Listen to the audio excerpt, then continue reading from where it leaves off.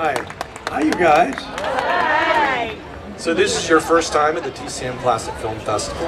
Yes, first time. We're excited. Hopefully we'll be back many more times. We hope so too. And what are you here to introduce? I'm going to introduce in just a few minutes Modern Times, Chaplin classic. Yeah, 1936, great. And Brooke? I'm going to introduce a film I was in called Days of Heaven. There you go. Brooke Adams, everybody. Well, thank you both so much for being here. Thank you. And we certainly do hope you enjoy the show. Thank you All right. so much. Thank you. Kate Flannery. Good morning, everybody. Good evening, everybody. Good evening. Here we are, back in time. Back in time. You look fabulous. You may have to go to LensCraft or something. I'm not plugging Lens. I don't have a deal with LensCrafters. Kate has been to many of the film festivals, and you're a mainstay, and we love having you. Well, it is such a joy to be here, and you know, I used to work in Beverly Hills, and I waited on a lot of the old MGM stars: Ann Miller, Esther Williams, Mitzi Gaynor, Billy Wilder, Vincent Sherman. I mean, the list goes on and on. So I feel so honored to be a part of this. Ann Rutherford used to come in all the time. She was the greatest. So, you know, I would see them at the festival, and I try to bother them, but they just wanted their sauce on the side. I don't know what they, they wanted me to take the order. Now, are you still singing with Jane Lynch? I am. Yeah. Jane Lynch and I tour. We're going to be in the Pacific Northwest in August, but we do a big Christmas tour. We're going to be at the Blue Note in Los Angeles for a couple shows. We'll be in Palm Springs as well, but we did a Christmas album together. I also have a book coming out in November. I wrote a memoir. It's Simon & Schuster. It's called Overserved: The Lucky Life of the Office Drunk. Wow. You'll get to read some of my Kate Manalini stories, and you know, waiting on the rich and famous, and not being rich or famous at the time. Who were some of the people that you waited on at the time? Well, like I said, I mean, I used to wait on J.J. Abrams. I used to wait on Steve Martin. Oh my God, there were so many. Robert De Niro. Every night was a crazy fever dream of combinations of actors. It was just really wild. And you just learn, you know, I mean, when you pray to work with the greats, be specific. You know, I wasn't very specific. Well, what are you here to introduce this weekend? I'm going to be, on Saturday night, I'll be in the multiplex. There's a Sandra Dee movie from 1964 called I'd Rather Be Rich. And Andy Williams and Robert Goulet and Maurice Chevalier are in it. And it's going to be really fun. I mean, apparently, you know, 2026 identity theft is not a joke, but 1964 was hilarious. I love it back then. So fun. No, we're going to have some fun. Yes, we are. Thank you so much Thanks, for being here again. Ladies and gentlemen, thank you guys so much. So tell me, what movies are you excited about seeing? RoboCop. What was the other one? Stand by. Stand By Me. Yeah, well, boy, I'd like to see that one too. Isn't that the problem? You look at the schedule and go, no, I cannot see 47 movies this week. But I want to. I think that's what's exciting about the whole process, because maybe we'll go home and see something we couldn't see. I love TCM. For that reason, I think it's great that we all have access to a film library. Amen to that. So glad you're here today. Amen to that. You're here for RoboCop. And Citizen Ruth, yeah. Playing one of the most dastardly villains ever. Yeah. Easily within the top 10. Thank you. Best villains. If you've never seen RoboCop, you got to see it for his performance. It's also very, very violent. You've been warned. But it is a brilliant satire, and that's why we wanted to show it. So glad you're here. Thank you. Also, that character was a lot of fun. Yeah. You know? He was a character that enjoyed his villainy, let's say. So that made And as you mentioned, you're also here for Citizen Ruth. Citizen Ruth, yes, which was Alexander Payne's first film, and this is a restoration. So he's very excited about seeing it. And of course, Laura Dern will be there. Fabulous actress that she is, and she was so wonderful to work with in that film. Well, thank you so much for being here. Sure, absolutely. We'll definitely have you back. Thank you. Kurtwood Smith, everybody. Thank you.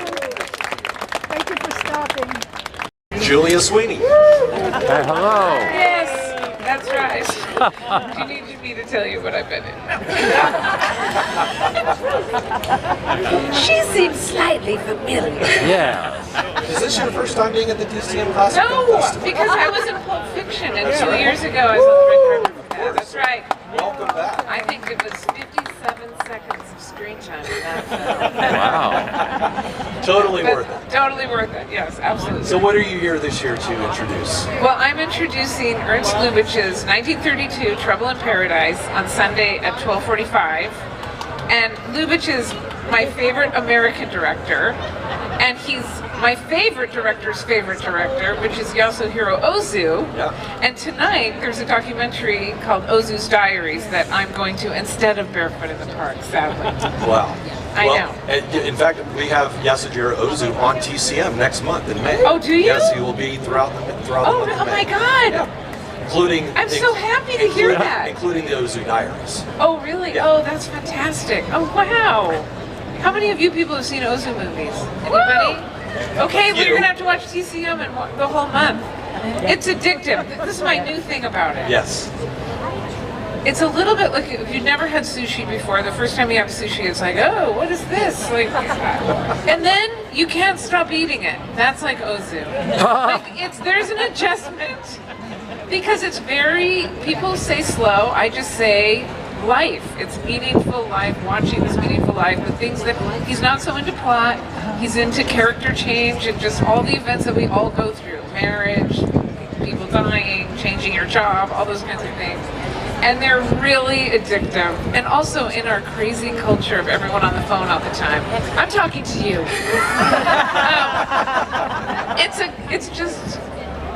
It's a more than ever an antidote to our crazy fractured times. And Ozu movie. Well said. Well said. Thank you for hearing that because I thought I was on the red carpet to talk about Ozu. And then they were asking me about Barefoot in the Park. And I was like, I'm here to talk about Ozu. But I said what I prepared to you guys. Well, thank you. Thank you, Julia Sweeney, for being here. And you're welcome back anytime to the TCM Classic Film Festival. Thank you. I will. Thank you. Thank you. You look dapper as always. Thank you very much. And so, what are you going to be doing this weekend? Well, right now I'm going up to the multiplex to interview Jan Hanslick from Anti-Mame. I think he's the person here from the Longest to Go movie. Because he was 12 when he made it 68 years ago and he's 80 now. And I love Anti-Mame, so I'm very excited for that. Later tonight I'm interviewing the whole cast of Grease 2. Well, not Michelle Pfeiffer, but the other four at the pool. And then I've got Lesley Ann Warren for Big Victoria. I've got Jonathan Sheck for That Thing You Do. I have Andrew Rannells, who's a friend of mine. We're going to do Swing Time together because he's from Omaha, just like Fred Astaire. And I'm doing, did I say Father of the Bride with Kimberly Williams? Yeah. I'm doing that. Yeah. And I'm excited for that. I will also note that Dave is going to do his, I believe, his first show in Club TCM this year. Yeah, I've never done a show. Right. Right. I've done only conversations. Of course, and it's called Music and Musings. Right. And what is the gist of this show? It's an hour-long show where I'm going to sit at a piano and I'm going to play some songs for you and tell some stories about my life and my career. I'm going to shamelessly drop some names and we're going to show some movie clips, and it ends, I will just say, with something really, really cool. There's an amazing singer who I'm a fan of who has agreed to come and sing a song that while I accompany them at the end. It's going to be So mysterious. Well, I'm telling people that I will finish at 5:55. I will not go the full hour. People will have time to go to That Thing You Do or whatever else might be playing at 6 o'clock. I think Josh Mankiewicz and Ben are doing a movie at 6. Yeah. Is it Ace in the Hole? I believe it is. Okay, so I will not make you miss a 6 o'clock movie. I will finish in time. Well, that's really good to hear. Well, that's a professional. That is a professional. That is a professional. Right. Dave, It's great to see you, buddy. All right, I'm off to the multiplex. Have fun. Dave Carter, everybody. Bye, Dave. Thanks, buddy. Michael Kalish, if you've been over in Club TCM, if you saw the Meet TCM panel today, we had noted some of the artwork along the walls. This is the gentleman who created that artwork. Michael Kalish. Thank you so much. So this is your first time being at the TCM Classic Film Festival. Absolutely. Tell us, what do you think so far? This is the coolest week ever. I got a chance to go in and help place some of the sculptures and take a look at that room. It's so classic. My studio's here, I live here, so this is my backyard. So roll out of bed and here we are. It's such a perfect place to do this. It really is. The hotel's got so much charm and character. Michael is quite an artist of renown. He created this installation in Louisville, Kentucky, which was an artwork inspired about Muhammad Ali.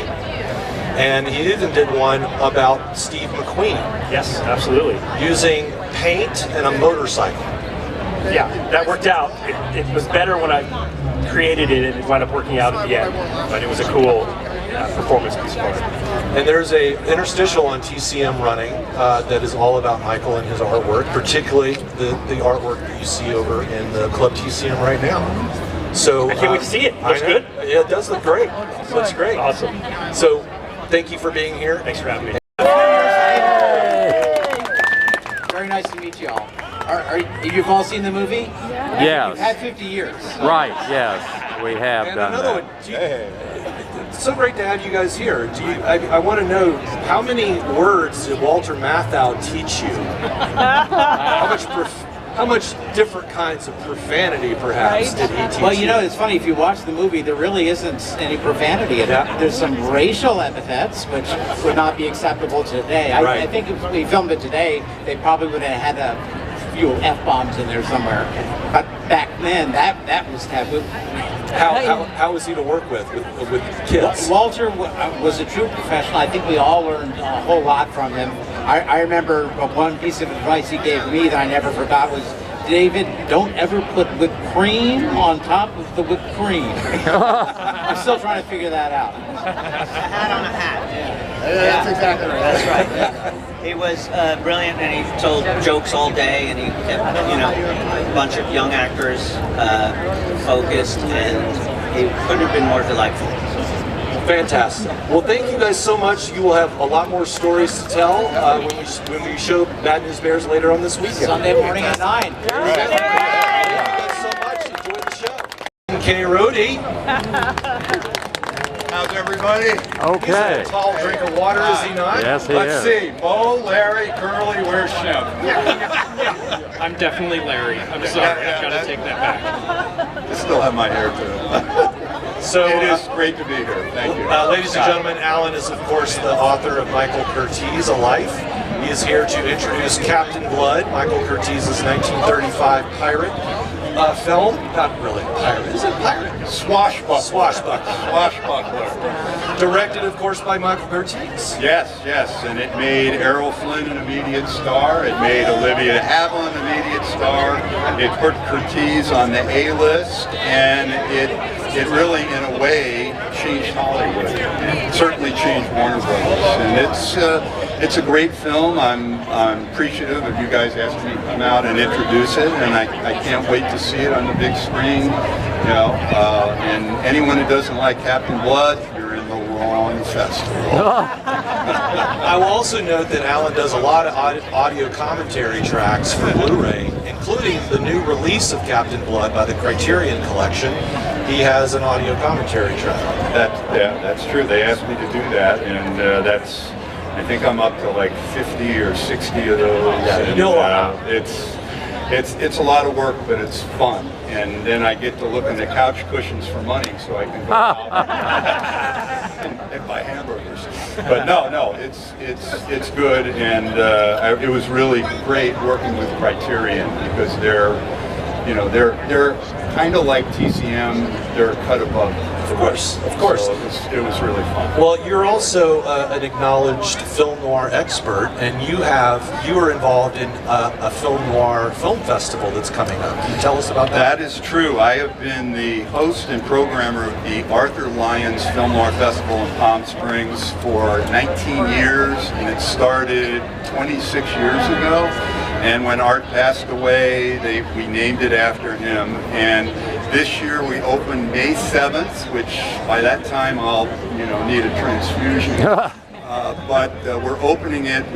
Eddie Muller and I just restored a 1956 film called Slightly Scarlet with Rhonda Fleming, Arlene Dahl, John Payne in widescreen and Technicolor. It's our first widescreen and Technicolor restoration out of about 20 films that we've restored.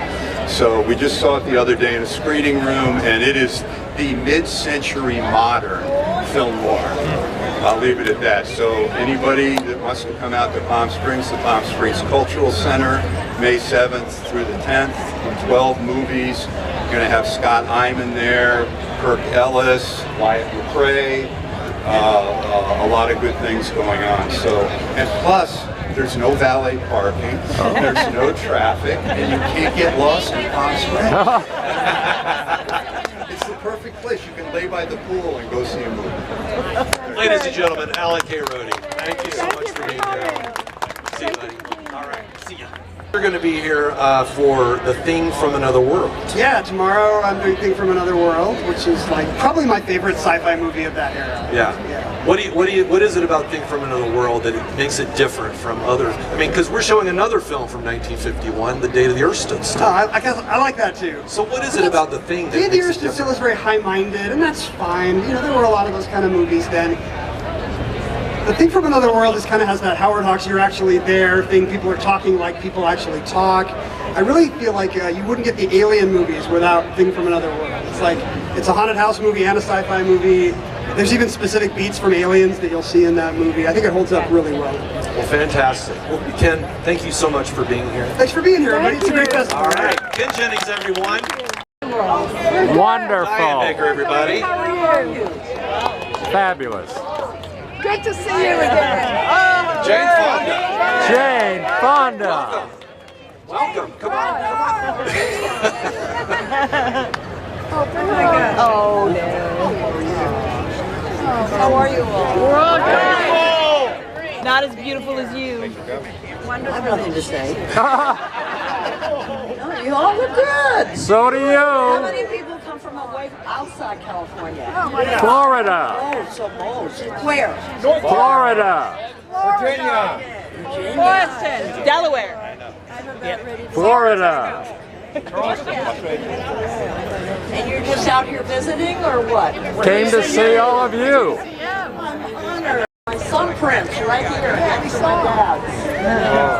Bye. Bye-bye. Jane Fonda, everybody. Thank you so much. I want to come in on the tail end of that. You can't. She's on another planet, wonderful world, and we have to respect everything she's doing to help us through this. She has an important voice. I'm telling you, she has a major voice right now, and maybe one of the few that we all know and love. And tonight's special. So, are you all going to get in and see the film? No. That's why we're here. They won't let us. But I'm out here too, so we're not too far off. Well, you're on this side. Great to see you, all of you here. Diane, it's always a pleasure. No, I love these events. Last year, you had trouble not getting TCM on Spectrum. Were you able to straighten that out? Yes, I got it. I was in here when you were talking about it with these gentlemen. And the same thing happened to Canceled us. it for a short, and then everyone must have called back and said, please, dear God, give us Good. Spanish back on. Anyway, I just came back from the Chiller autograph show in New Jersey, and I ran into all my old friends. People played my daughter, like Pamela Burton from Tree Groves in Brooklyn, and Smith from Silence of the Lambs, who was in the pit, and it was wonderful. I thought, who else? There must be another child or person I was mother to. You get to a point, as you all will slowly find out, you know, it's numbers. We have to now speak the truth, and we have to do something, and you've got to do it. You've got to speak up. Diane Baker, we love you. Thank you so much. Diane Baker, everybody.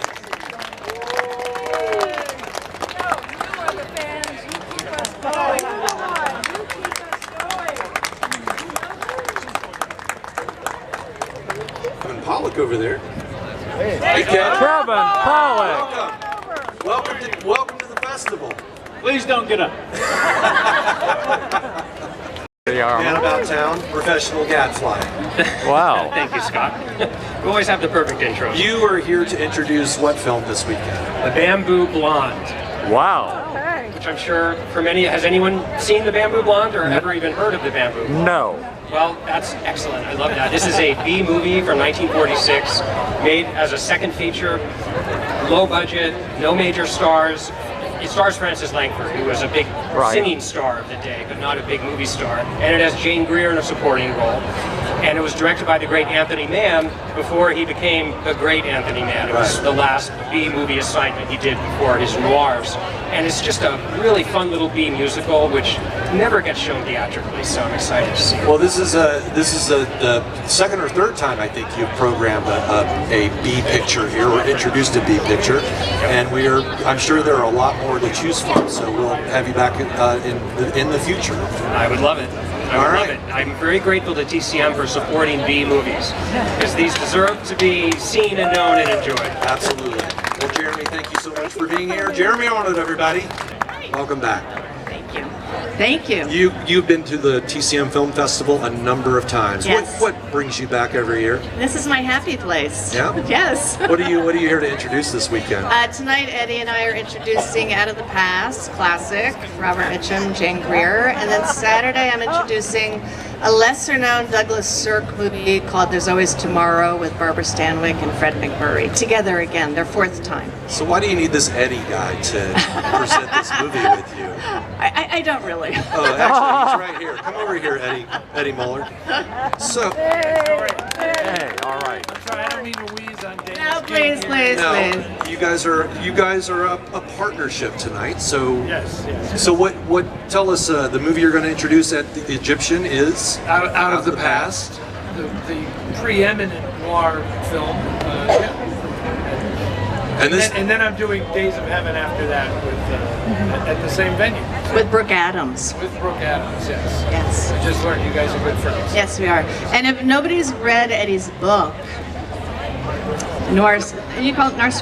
She gets a commission. No, every but time the she title says is Dark City Dames. He has a fantastic chapter on Jane Greer in it that I learned a lot of things reading. Yes. There's a lot to learn. Who knew that about Rudy Valley? Rudy Valley and his massive pornography collection. Wow. They were married for 3 months. Hence, they were married for 3 months. The things you learn on the green carpet. I just noticed for the first time. It's like I feel like playing Pepper out here. You know, there's a little. Okay, are we good? You were good to go, ladies and gentlemen. Dana Delany, Eddie Muller. Thank you so much. Hooey Valley, hooey Hollywood, where any office for your young mechanic can be a panic with just a good-looking plan. And any barmaid can be a star maid if she dances with or without a fan. Hooray for Hollywood, where you're terrific if you're even good. Go out and try your luck, you may be down or down. Hooray for Hollywood, hooray for Hollywood.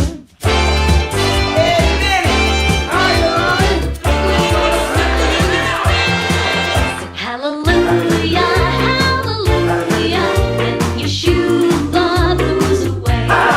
When cast the Surya, hallelujah, gets you through the darkest day. Satan lies awake and create skies of gray. Shout hallelujah, hallelujah, helps to shoo the clouds away.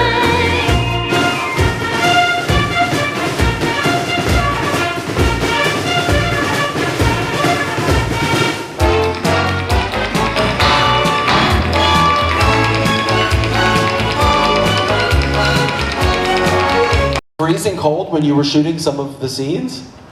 Yeah. The pool. This scene at the Luau. Yeah. Yeah, we were all very, I mean, it was brutal out there. But I have to say, I think because all of us had a connection to Greece on some level, and I think when we met each other, we all knew that we would always be a family. And I think that that's real important. I think that we bonded because we just had a great time. I mean, look, we weren't out there doing, you know, Shakespeare. We were doing Grease too. We were having a ball. Yeah. Well said. I will say one thing about the coat. Remember in the luau when the barge comes into the water? Yeah. It was 40 degrees at night in January. Oh. The pool was not heated. Those poor guys, Matt Latanzi, just take a look at Matt Latanzi's face as he's going in. And his shoulders, the way he's carrying the boat like this. Oh my God, this is so cold. How do you remember feeling during the filming of this? Were there nerves, or was it just pure excitement from your point of view? It certainly was. I think we all knew we'd caught a massive break being cast in the movie. Amen to that. Really, I mean, we all felt like we were on top of the world. And, you know, Grease, the original, at that point was the highest grossing movie musical of all time. Oh. So we were stepping into some pretty big shoes. And it was idyllic, and in terms of the experience of shooting it. And here we are, literally, believe it or not, 44 years later, celebrating No, it this. can't be that long. Okay, but TCM has anointed it a classic. Yes, we have, and you all have too. It's a classic because you guys make it a classic. That's right. Thank you for being here. Show of hands, who's going to see it for the first time right now? Like 3 people. Right. I'm sure there's some of you that have seen this 10 times. Right, exactly. Oh my God, she's got the album. That's fantastic. Chris, how do you say it in the movie? Albion or something. You got this bizarre pronunciation. I get the Roy Albumans. The Albumans. He also christened the White Gold, aka Michelle Pfeiffer. He always called her Pfeiffer. Here's a question that I ask in all sincerity and innocence, because I don't know the answer. Was Mike, the character of Michael, already British, or was he made British because you got the part? You know, I've lived with this for years, because I got cast in the movie because I was the flavor of the day in New York City. But actually, there were a lot of guys way more qualified than me, real genuine teen idols. And the #1 choice was Andy Gibb, which made total sense, the cousin of Sandy. And he was part of the Statewood family as well, on top of it. I have my own theories as to, or I heard a rumor as to why Andy didn't get it, because obviously he was a beautiful looking guy, he was a fabulous talent in the singing department. And but apparently he looked like he'd been hired at the local lumber yard when it came to the acting. And God rest his soul, because he was a very special boy, and he obviously left the earth plane way too early. But I mean, Rick Springfield tried out for it, and here it's me sitting here. I still have to pinch myself. I love it. That's great. Chris, you kind of made like a headline recently because you gave an interview talking about this film, and you said you really wanted Adrian's part. Yes, I did. Johnny Nagarelli is a great, great role, and I was really vying for that, but you can't wash the Irish off of this mug. So, but the great Pat Birch called me that night after I left thinking, this is the hardest town. Damn, I was this close to being, it's Grease too. And she called, and I picked up, and she said, Chris, sorry about what happened today. Listen, darling, come in tomorrow. We're going to have a great time. We're going to mix and match with people. All the producers will be there. And all the other cast will be there. And I had nothing to lose. And I was so grateful that she did that, because this worked out right. I could never sing like this man anyway, because he wails. And but it was a blessing to play the Goose. The only two real certified bona fide singers in the entire company were these two, and we were playing catch up the whole movie, and it was. I could wax lyrical about the experience of making this film. I'm going to mention our friend Sean Cassidy. Yes. I aced him out too. I mean, wow. Look, I mean, that's crazy. Yeah. So you know, casting is everything in the movie business. you got to cast the right people, and I think you'll see once again watching this today, they got it right.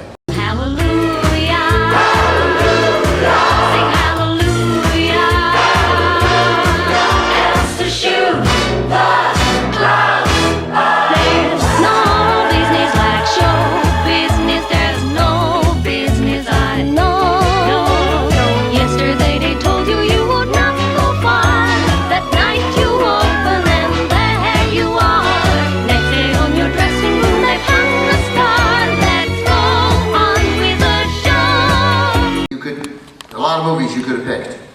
This was either your top choice or very high on your list. Why this? Why Dangerous Liaisons? Because I think it's a timeless movie. I think the story is one of the great scripts ever written. I think Christopher Hampton got an Oscar for it. When I read the book, with no idea that I would ever be in the film version of the book, it was the most terrifying thing I'd ever read, except for Dracula. And it's only a series of letters. So it's a movie that I think is exciting, it's beautifully shot, I'm very proud of it. And my first choice was Albert Nobbs. Yeah, I couldn't have loved, I saw Albert Nobbs, you can tell you're right, I couldn't have loved it more. Yeah, but Dangerous Liaisons is something that was a great experience to make, so I'm thrilled that you'll be able to rewatch it today. So, like, I look through the beginning of your movie career, which begins with The World According to Garp, and in what can only be described as a really beautiful moment, Zelda Williams, Robin Williams' daughter, was one of those who sort of welcomed Glenn to the stage this morning. It was beautiful. And then The Big Chill, The Natural, Jagged Edge, I'm leaving a couple out, Fatal Attraction, Dangerous Liaisons. That's just through that. But even early in your career, it would be impossible for anyone to say, oh, that's a Glenn Close type of role. They're all wildly different. That's a point of pride for you, yeah? Yes, I don't ever want to repeat myself, because for me, when you take on a role, you take on the exploration of that person, what made that person, what their background is, how they think. And if you get something that is like that, it's kind of the same territory. So I want to explore as much of the human condition as I possibly can while I'm still doing this. So my first thing is, does it repeat something that I've done before? Will it go to that same part of my heart and soul? That is, interestingly, as you were answering that, almost verbatim the answer I got from an actor I interviewed one time, who we honored last night on this stage, Robert Redford, who I was always curious why he took a fairly long time in between movies. Why I assumed that he was like, you are not going to typecast me as just the handsome, perfect-looking man. I'm complicated, more complicated. But that, and you brought him up, like you know, again, you got a lot of movies to choose from, but in your speech this morning, you talked about The Natural, and you talked about making that film with Redford. How come? The thing about Robert Redford is that I think he truly had the heart of an artist. He told me that before he was famous, he would make a habit of getting in his car with his sketch pad and just taking off and taking whatever road interested him, whatever area of the country he found curious, and he'd stop and he'd draw and he'd meet people and he'd eat the food, and he could just disappear into that world, into that trip. And I think it was after maybe Butch Cassidy or whatever film that made him instantly recognizable that he tried it and it didn't happen. He stopped at a cafe and within 20 minutes, 200 people were looking in the window. He tried to get up at 3 o'clock in the morning and drive and stop, and the same thing happened. So I think he had this wonderful, restless, questy soul of a true artist. I mean, he got a huge national award when he was 16 for his art. And that's what he always thought he was going to be. But Redford, he was deep. And he taught me a lot on the set of The Natural. Of course, you know, we did the roles, but he talked to me about his 3 passions, which was the culture of the Native American population, the saving of our environment, and Sundance Institute. And he put me on the board of Sundance Institute, and I was on it for 16 years. So he changed our profession. Yeah, that's what Jane said last night too, that this is change the art form by commitment to promoting again and again independent cinema. So on Dangerous Liaisons, one of the great things, first of all, it's hard to see out here, but I'm going to do my best here. I tell you what, if you have not seen it, clap politely. I can't tell, it was pointless. But some people have not seen it. We will try not to spoil major things, but what happens in this movie is much less important than the experience of how the characters maneuver their emotions and machinations, right? Is that a fair way to... Yes, I think so. So, how in 1987, which granted isn't 1947 when it comes to censorship, but still, how in 1987 does this movie feel wildly erotic without really doing anything or showing anything that is outrageously erotic? Well, I mean, I think it's much more erotic not to show everything, personally. And let your imagination go wild, and usually your imagination is wilder than what anybody could put on screen. I find that kind of seduction much more powerful, the suggestion or the history of how somebody looks at each other in their eyes, and the game of one-upmanship. But this was kind of a deadly game. It was about 2 characters who probably would never find another one to love as deeply, but also to hate as deeply. Huh. That's your character and John Malkovich's character, yeah. How was working with Malkovich? Well,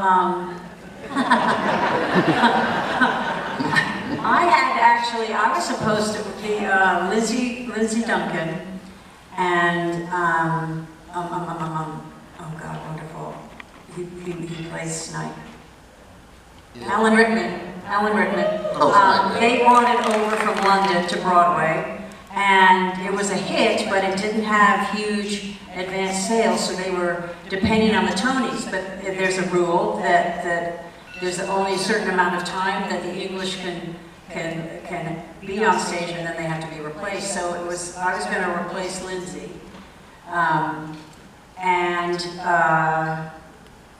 see, I can't remember names.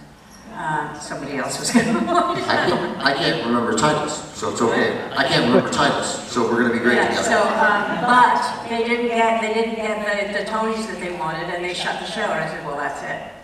And for some reason, Stephen Frears came and offered the part to me. And I remember sitting in a hotel room with Stephen Frears, the director, and Malkovich across the room. And I remember literally saying to myself, could I be attracted to him? And then thinking, yeah, I think I could, you know. But they went on to start because I was pregnant and I was giving birth to my daughter Annie when they started the movie, and they did all of the scenes with Michelle Pfeiffer and whatever scenes I wasn't in. I was 7 weeks, my daughter was 7 weeks old when I went over to France to start shooting Dangerous Liaisons. That's why I have such fabulous wheels here.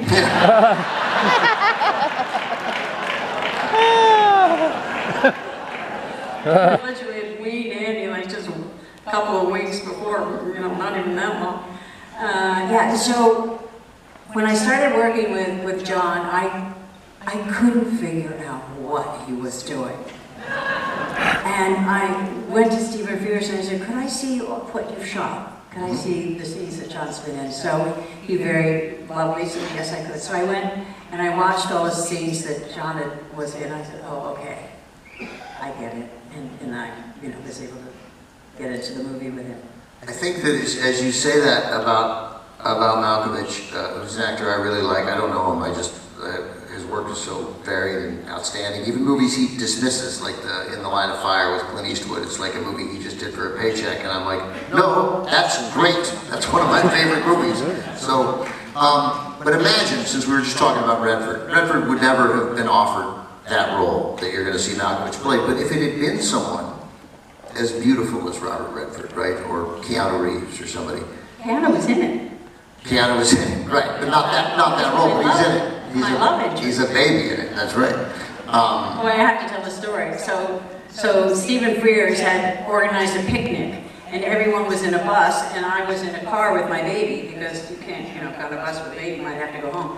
But we all went by the hotel where Keanu was, and we were waiting for him, and out of the front door came this guy with like a backpack. He literally went,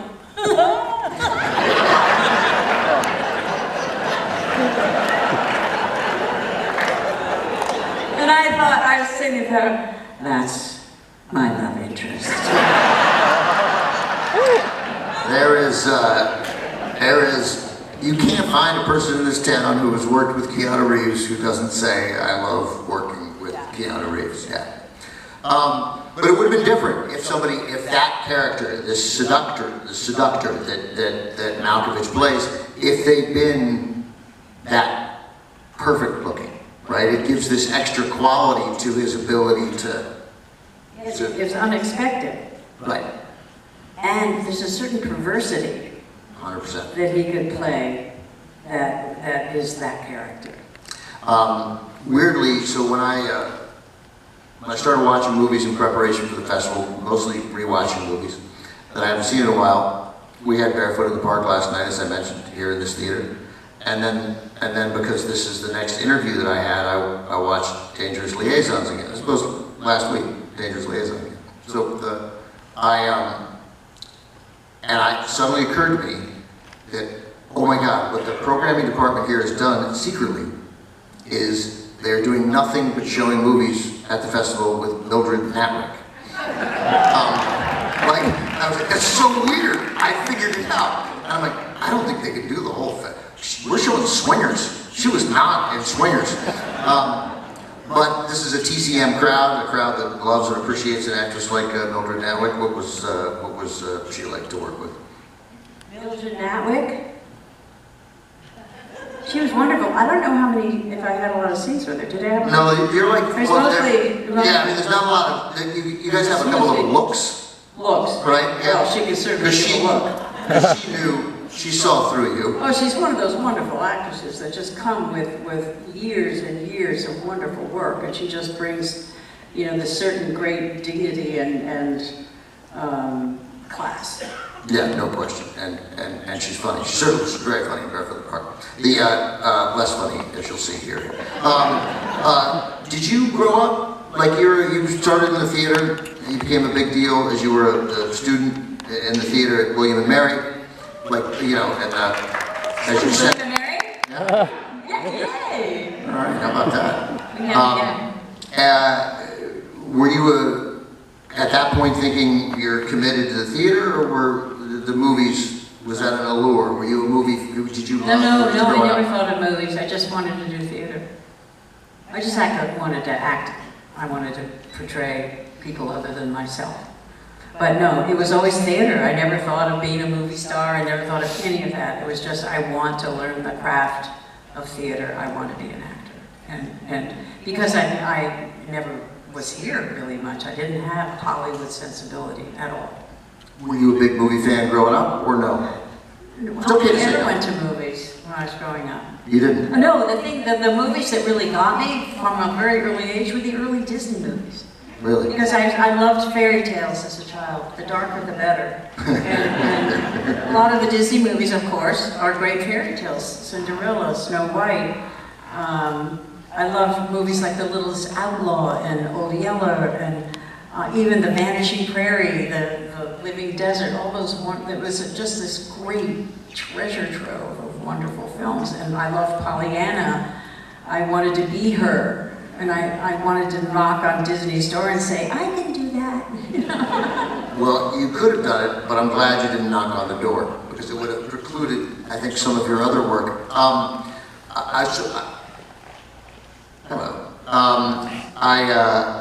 I want to wrap this up because I mentioned in the lead-in about your performance in a movie released the year before or after this. Fatal Attraction is right before this, right?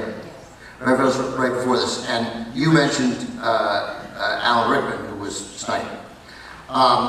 Both of those characters are incredibly famous villains, but I know both of you, and he would say this if he were, if he were alive, and he did, but that you play this villain, but and it's true here too, right? This is a villainous character here.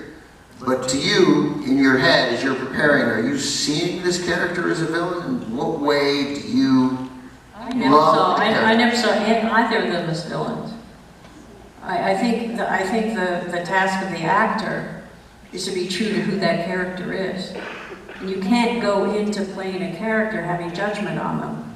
So I never in a million years would say, Alex Forrest is a villain, or the Marquis de Merteuil is a villain. No, Marquis de Merteuil is a woman who was sent away to a convent, came out into French society, high French society, and was expected it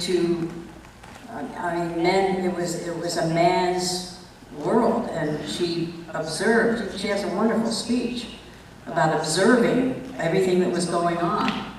And teaching herself to have a face that didn't show anything, but she saw everything, and she was determined not to let men treat her the way they treated most women. And she shared. So to me, that wasn't a villain. That was a survivor. Yeah, that's why, and Alan Rickman had largely those same thoughts when playing a character like that. So before we let you go, and I don't want to, I want to keep talking to you, but we're going to show the movie. So we're not going to reveal anything to those people who haven't seen it, but we're going to reveal one ending that did not happen, because you just told me backstage that it had been shot and I had been unaware. What was the ending that Stephen Frears shot that was then not used? Yes, well, the original Dangerous Liaisons was written just not too long before the French Revolution.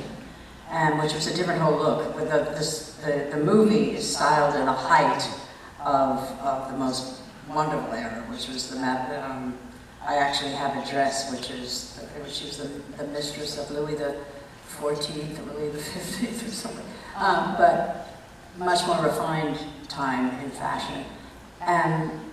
But because it was originally written just before the French Revolution, the play ends when you're hearing the revolution outside the window while they're playing cards. We shot a scene where Madame de Merteuil is actually having her head chopped off with a guillotine. It was terrifying. And Stephen Frears was it was just the whole thing. They made it so that it didn't go all the way down, obviously. They did 2 shots where it came a certain way, and then I don't know how they did it, but... And why not used? Too much? Too...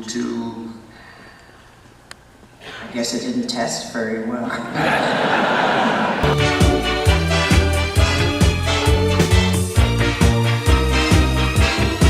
Hooray for Hollywood. Let's gooey bally hooey Hollywood. Really lovely that you guys stood up. That was very touching.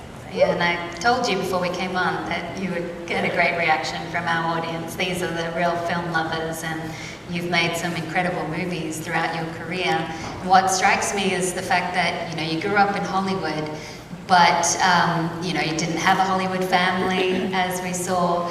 So what was it that gave you that drive and ambition to want to pursue a career in acting at such a young age? Repression. Yeah.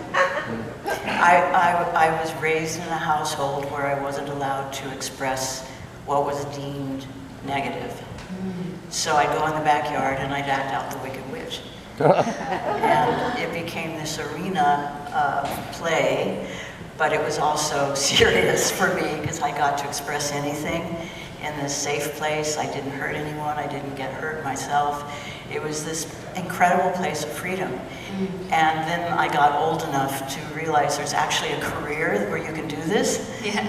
And that was it from my earliest, I don't even know how old I was when I proclaimed that I was an actor, you know. That's amazing. And it sounds like it was very cathartic.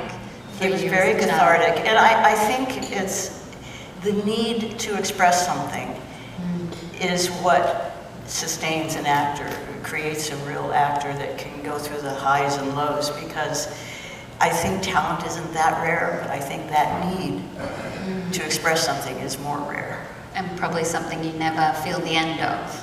It's Never always end more of. It's never ending. more things. Well, one of your earliest movies was Boxcar Bertha from 1972, you know, directed by a young Martin Scorsese. I'm curious to know what your impressions were of him at that stage. I mean, you might not have been able to predict his career, but did you notice something special? I kind of did predict his Really? career. Yeah. We had no budget. We shot it in 4 weeks. He was giggling and nervous. He was convinced he was going to be fired at every minute. He went through 3 cinematographers in 4 weeks.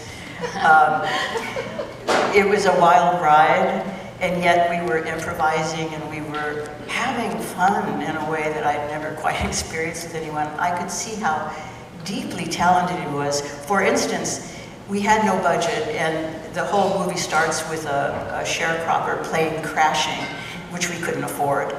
And he pushed me up against a car and lit a match. And that was the explosion and the reflection of the car. And when he lit the match, I reacted to something off camera. And when he did that, I thought, this is genius. This is not typical, you know. And the other thing I realized is that he was also religious, which was an interesting combination. And he's also an encyclopedia of film, which everyone knows. Yeah. He's incredible. I actually did think this guy is going to be something amazing. Wow, and as you said, it was a quick shoot, but it was fun. So it wasn't stressful that you didn't have money? It was stressful. Okay. It was both. Yeah. Yeah. But you got to play a lot with him. Yes, yes. Yeah, well, I mean, throughout the 1970s, you made some incredible movies, you took a lot of risks. You know, what do you attribute that to, the fearlessness that you had in taking on so many varied roles at that young age? I always knew I wanted variety.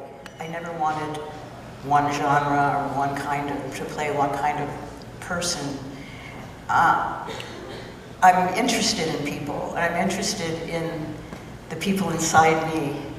And to have the chance to have a whole world of humanity expressed through me always fascinated me. And from when I was a little girl, I remember looking at, before I'd go to sleep at night, I'd make my face into the faces I saw in the newspapers. You know, I just was always geared toward it. And do you think that made you fearless as well? Like being able to just jump into a character? I knew that I would rather fail trying something than not trying something, you know. That always meant a lot to me. I guess it was fearless, but I didn't think of it that way. I just was excited. And throughout the 1970s, the press was quite harsh on you. Yes. How did you manage to, you know, block all that noise out to continue to build your career on your own terms? It was hard. It was hard. I was, you know, doing what a lot of, like many thousands of young Americans were doing, and it just more publicly. So I figured, and I was misrepresented a lot in the press, and I thought, maybe naively, but I thought I had trust that since that wasn't me they were describing, that the me that really existed, who was a serious actress, would, in the end, if I was just true to myself and kept trying, that eventually they'd catch on. And that's what happened, but it wasn't easy. You know, I learned a lot. I learned what not to say to the press. Yeah. Because I thought in my naive 19-year-old self that I should answer every question honestly, which you don't have to do. No, you don't have to. If there's anything I ask you don't want to answer, you don't have to answer. Did that change your relationship with the press? Were you more guarded after that? I guess so. I mean, I try not to be, but you know, yes, you just don't answer something that's not going to work out for you. Yeah. Well, it was amazing that then the 1980s come around and you look at the string of films that you were in, Hoosiers, The Natural, Beaches, The Right Stuff, Last Temptation of Christ, Hannah and Her Sisters. I'm missing a lot here. But again, like, what was driving that creative momentum throughout the 1980s? Well, I was very happy. You know, I was getting a chance to do exactly what I wanted to do, which was a variety of roles. I mean, I never got pigeonholed, and that was incredible, you know. And I was also being offered roles without having to audition too much, and you know, it was just an incredible time. I was kind of in a kind of ecstasy. Do you look at directors when you're deciding on whether to take a role? Because you see how many different directors you've worked with. Is that a big deciding factor? Certainly, but the biggest is the script. I've rarely seen a movie get better than the script. And I have seen them get worse than the script, unfortunately. Yeah. But the script is usually the film.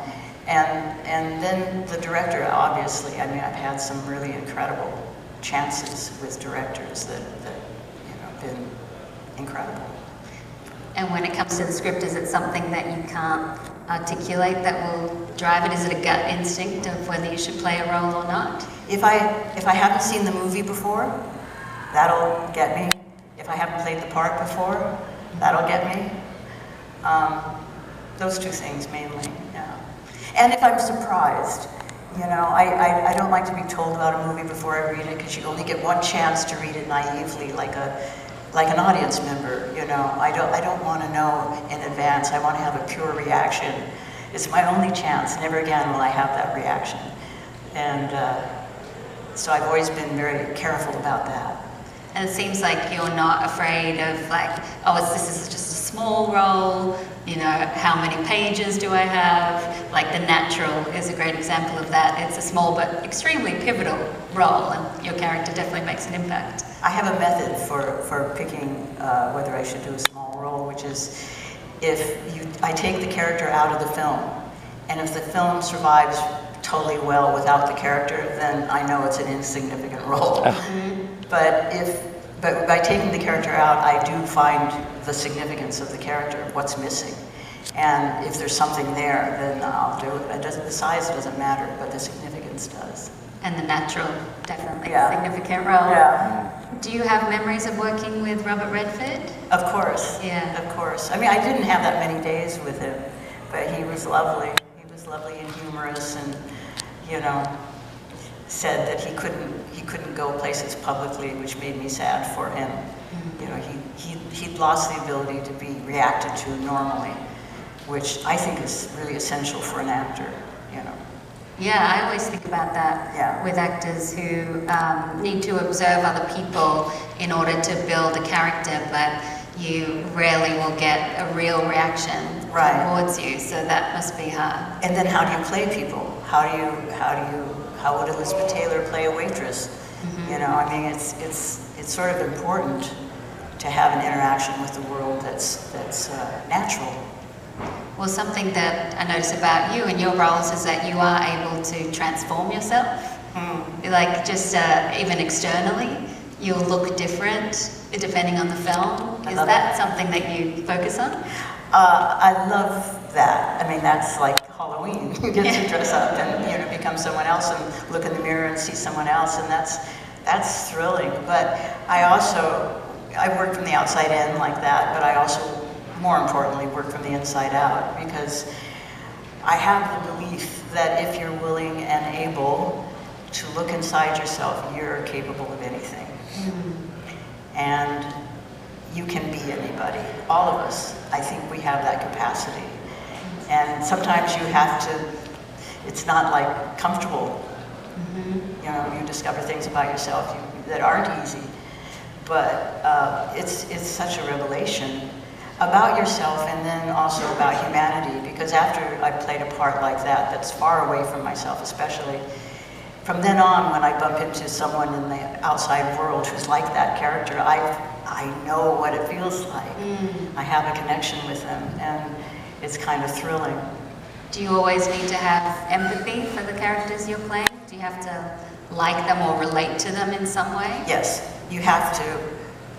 Well, you go back to, actually a defense attorney told me this once, I asked him how he defends somebody who he knows is guilty, and he says you go back to their childhood or whatever it is, but you go back to the moment they changed. Some event happened that changed them. And I do that as an actor if I'm playing someone who's less than kind.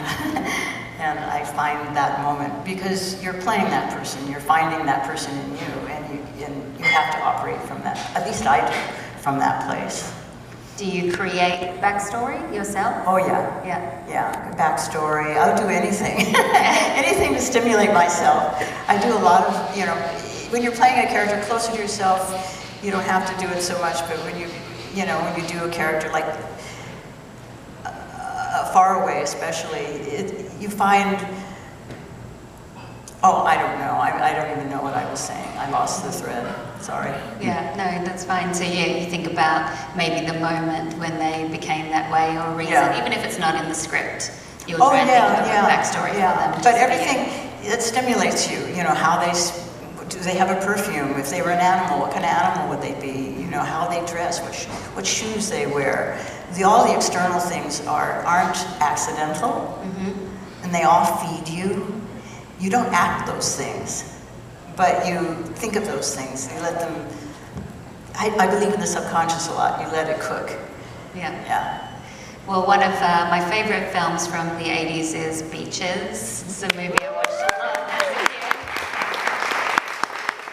Over and over again. But I just rewatched it last week, and I watched it with a friend who's a long-time friend, and we were both commenting on that fact that the film actually shows something that is not usually explored in movies, and that is not only the long-term friendship, but the rupture and repair of a long-term friendship, which I definitely have had with this friend. There's been times when we haven't spoken, and times when we got back together again, and we're best friends, and then we part again, and I think that's something that is so rare to show in a movie. It's interesting, I've never heard that before, and I think that's absolutely true. I always thought it was valuable because especially at that time, there weren't many films about friendship between women and saying that that's an important thing. And I know mothers showed the film to their daughters. Now generationally, it has a life, which is nice. But I've never thought of that, but the rupture and repair is a big part of it, yeah. Do you remember your thoughts when you got that script? What stood out to you? Sorry? Do you remember what you thought when you read that script for Beaches? I don't remember. Yeah. I don't remember. I remember I was excited. Again, it was a character I'd never played before, a kind of film I'd never done before, getting to work with Bette. So many things about it were exciting to me. Yeah, and I mean, you and Bette on screen are so magnificent together. I'm sure a lot of people talk about Beaches to you or want to talk about Beaches. This is a film that's had a life. There's even a Broadway musical version of Beaches, I think, that just opened. Yeah, I hear that. What does the film still mean to you? Other than what we've just said? Yeah. I don't know. I mean, I've maintained the friendship with Bette, which means a lot to me. She's a huge part of that movie. She is that movie. She's a great human being, a humanitarian, brave and gutsy and naturally funny, which I really admire. She doesn't even know she's being funny, and she makes me laugh all the time. Well-read. I mean, she's just an incredible person. Well, I saw you just appeared in her new musical. protest song she did. Yeah. It was so nice to see you both together. Yes, yes. And she is brave. She is great. So you've retained that friendship, which I love. And then towards the end of the 80s, you know, you have your back-to-back Best Actress wins in Cannes for A World Apart and Shy People, becoming the first actress to achieve that honor. You also won an Emmy, Golden Globe, and then in the 90s was nominated for an Academy Award for Best Supporting Actress for The Portrait of a Lady. So I'm curious to know what awards recognition means to you throughout your career. They mean a lot, I have to say. I mean, being honored here means a lot. It's not the goal. You don't do it for that reason. But when it happens to you, the goodwill, and again, because of the thing I said that it's a vacuum, you don't really have an audience reaction, so you suddenly have this feeling that maybe your work reached people and meant something to them and helped them feel something, and that's very satisfying. Yeah, and I'm sure having recognition from your peers as well. Sure. People in your industry must feel nice. Yeah. Again, you can't stay there. You can't stay in that state. It's a nice thing to experience, but it's not like a place you live, you know. Yeah, not the end goal. No.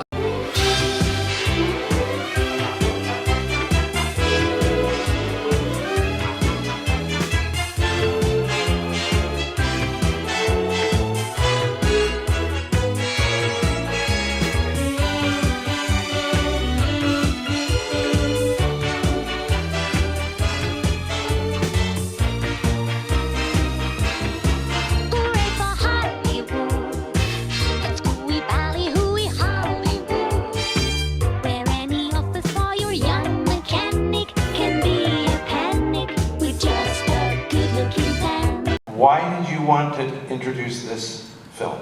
Oh, so many reasons, just so many reasons. First of all, I was that kid that never went outside but spent every Saturday morning watching old movies. None of these people can relate. I was the one whose ex-husband is probably ex because he finally said to me, "Can't you watch anything in color?" No. Okay. Was that Phil? He who shall remain nameless. We're good buddies. Oh. No, I'm joking. Yeah, I'll bet. But I'm also a big Marilyn Monroe fan. And I really feel that Marilyn has gotten such a weird rap. It's like everybody wants to make her something wrong with her. Always something wrong about her. Too fat, too skinny, too crazy, too this, too... She must have been high. Well, you know, it's just amazing how many geniuses were in love with her and would just marry her and chase her around from end to end if she was such a mess, right? Or that she was able to greenlight so many pictures if she was such a disaster.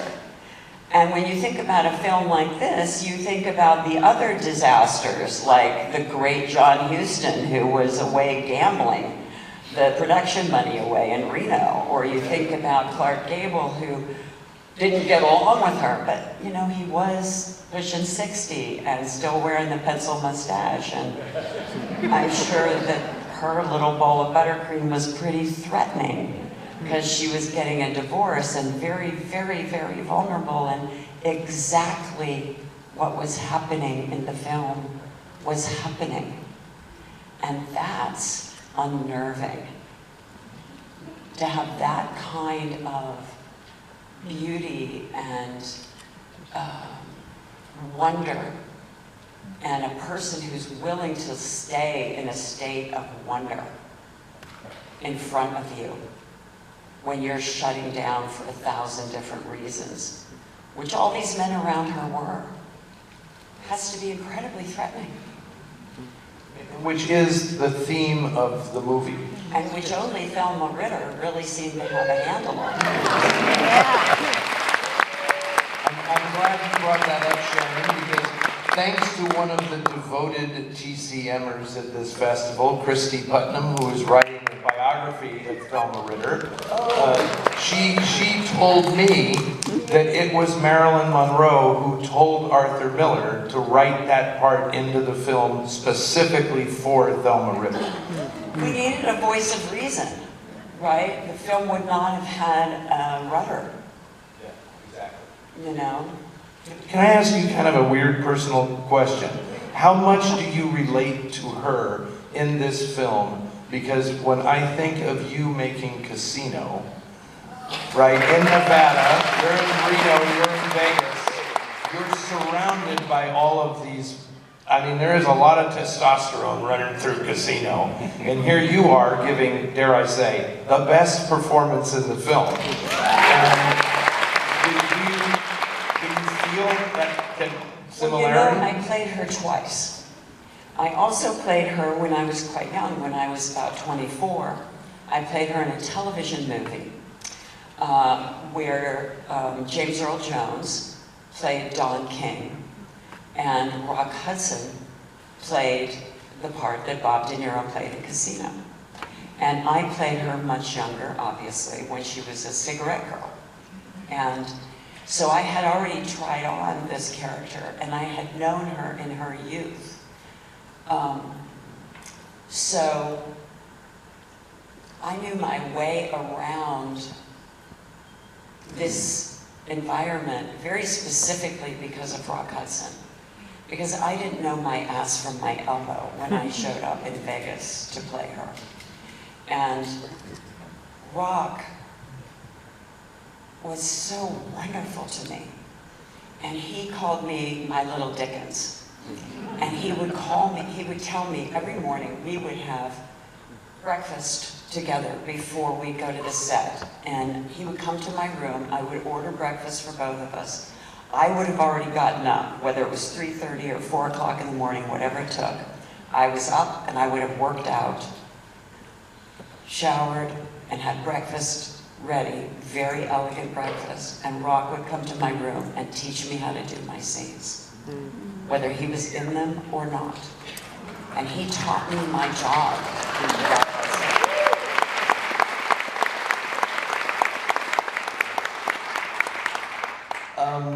I just have to ask, how many people in the audience have not seen The Misfits before? This is the first time. Okay, that's a fair amount of you. This is so lucky. Oh yes, because this is the way to see it if you're seeing it for the first time in a brand new restoration, which is spectacular. But this film to me is interesting because it has a legend about it because of the lives of the people involved, and that there's a little, it's like death is stalking everybody in this film, actually. But I don't think as many people have actually seen the movie as are familiar with the legend of the making of the film and the legacy. You know, Clark Gable, sorry, this is not really a spoiler, but Clark Gable would die literally days after finishing making this movie. And Eric Dane lived in his house. Pardon me? Eric Dane lived in Clark Gable's house. Oh, really? Yes. Well, that can't top you. In his cottage in Beverly Hills, which was so beautiful. I just learned from Sharon that she actually lives in Montgomery Clift's house. I do. I bought it after Basic Instinct because it had a big gate, but it was in complete disrepair. And it was subdivided into two properties. The main house and the pool house, and the pool and the guest house were a separate address. So first I bought the main house, which was down to the floorboards and had just bathrooms in the kitchen. But that's what I could afford, but I needed to get behind a gate. And then years later I bought next door and uncracked the swimming pool. And of course I saw all the photos and videos of just everyone swimming in that pool, which is just nuts. And so I restored it exactly how it was, which made people crazy because they wanted to make it modern, and I was like, not so fast. We're not going to take the genius out of the pool. We like people who want to preserve the past. That's kind of what we do.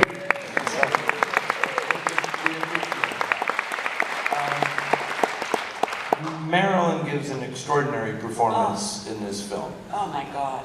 And it's remarkable to realize, I consider this John Huston's John Cassavetes movie. Because so much of this,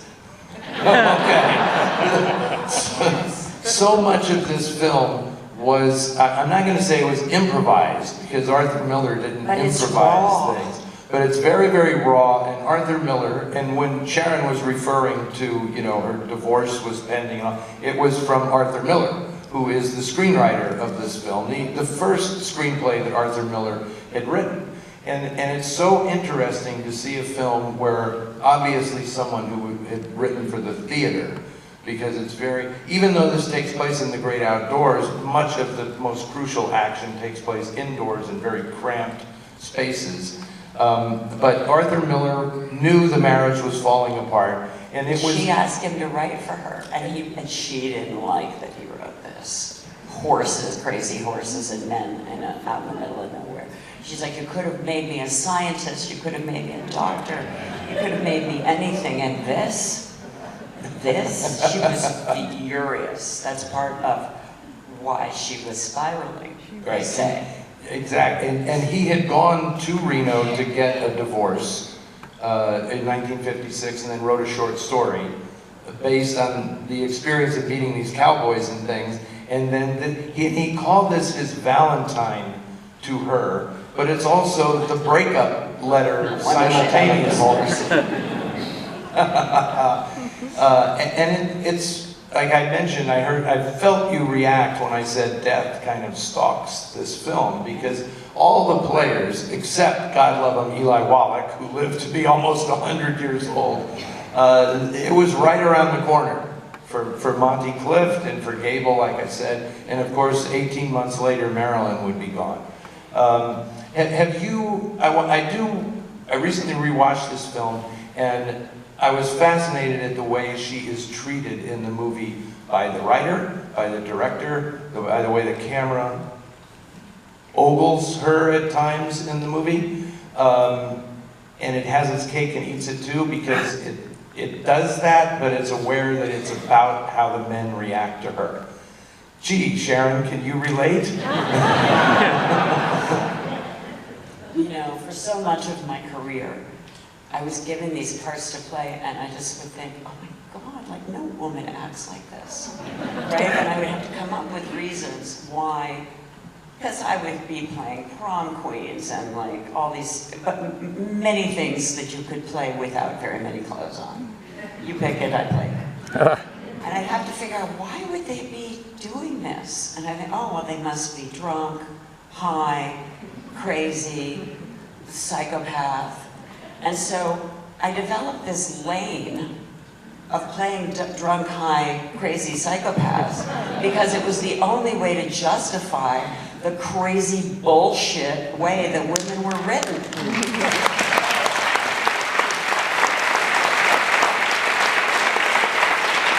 I never got any scripts that I could relate to, like, oh, I met someone like that.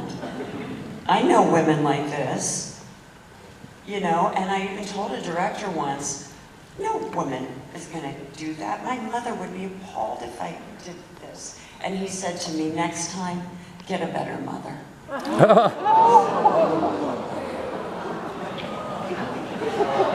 I'm shy. I'm rarely speechless, as you know, but that's appalling. That's there are the things people do, but there are the things that people say. And you know, I find that this idea of women is very different than how women are. And I had the most fabulous acting teacher. And at one point he told me that I had graduated.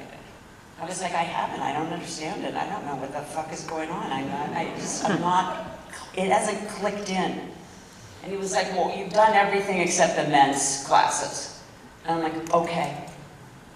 He's like, okay, what? I'm like, okay, I'm gonna do the men's classes. And he was like, okay. And he's like, I want you to do one more women's class first, and then you do a men's class. And I ended up, first thing in the men's class, I did mammoths at Gary Glenn Ross. You talk about a testosterone-infused piece of work. 3 weeks later, I got Basic Instinct. Because I stopped pandering. I stopped doing all of that crazy bullshit that the male gaze puts in the writing for women. And I just went in and played her the same way I would if she was a man. Just, oh, I know what you're doing. I know exactly.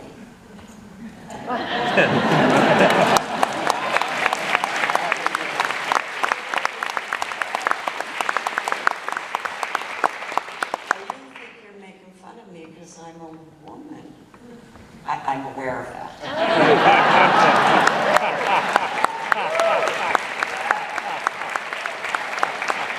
Now let me explain to you what you're aware of. Right? So that was all it took. It was 2-3 weeks with a Mammoth piece, right? Because he's the greatest writer, right? So now I've just gone and done a film with David Mamet, which was wonderful because every day I could, I mean, he would just make up lines at work and I'd be like, you just made that up. Like right now, standing here looking at me, he says, so say that. And I'd be like,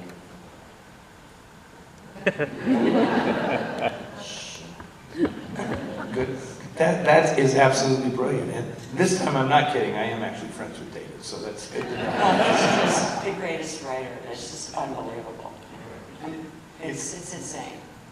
It's interesting. I'm sorry, this is a detour I didn't think we would make, but William Macy once said to me, it was like, what's the hardest thing about doing a Mamet play? And he said, remembering the lines. And he wasn't joking. He said, because David is so specific, or was, perhaps he's different now, but he... Well, and also there are lines like, fuck, fuck, fuckity fuck, fuck, fuck, fuck, fuck you, fucky fuckhead. Right amount of fucks in there. Well, you'd already worked with Scorsese, so you were ramped up, ready to go. Marty, when instead of action, because I was so cranked playing that part, he would come over and he would go, okay, everybody, quiet on set, we're rolling. And he'd look at me and he'd go, lock and load.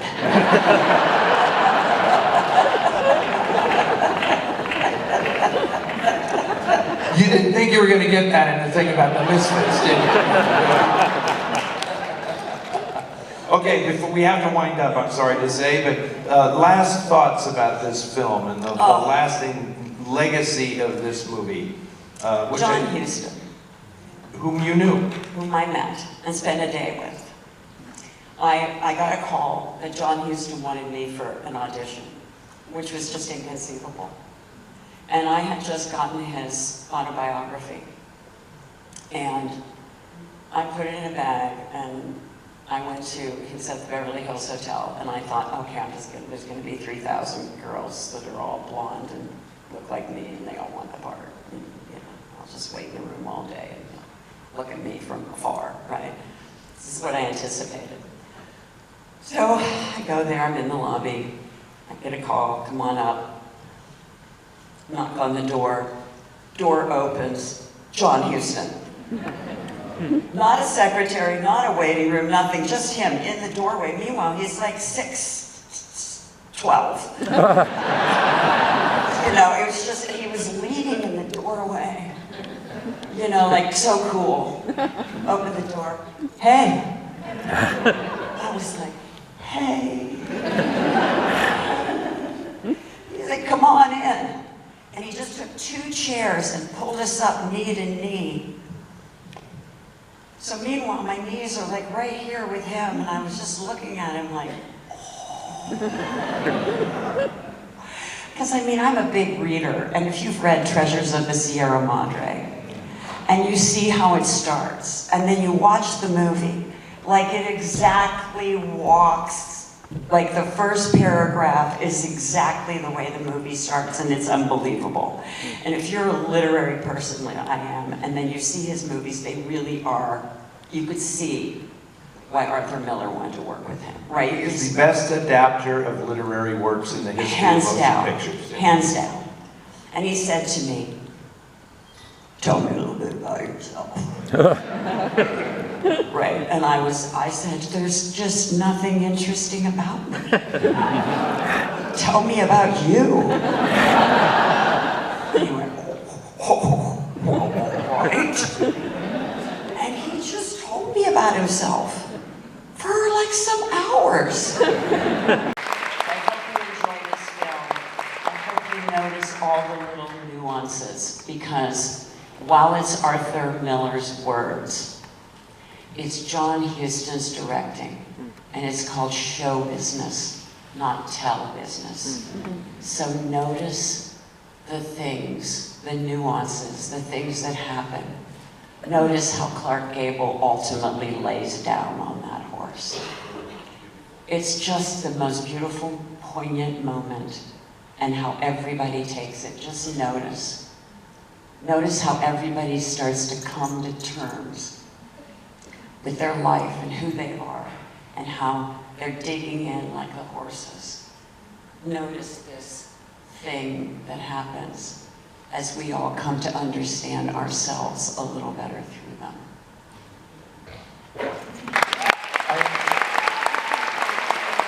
I hope you appreciate that Sharon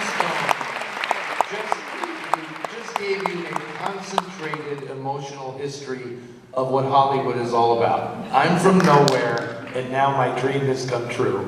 That is the history of Hollywood right there encapsulated, and I can't think of a better person to do it. You are so fabulous. You are so fabulous. Ladies and gentlemen, Sharon Stone.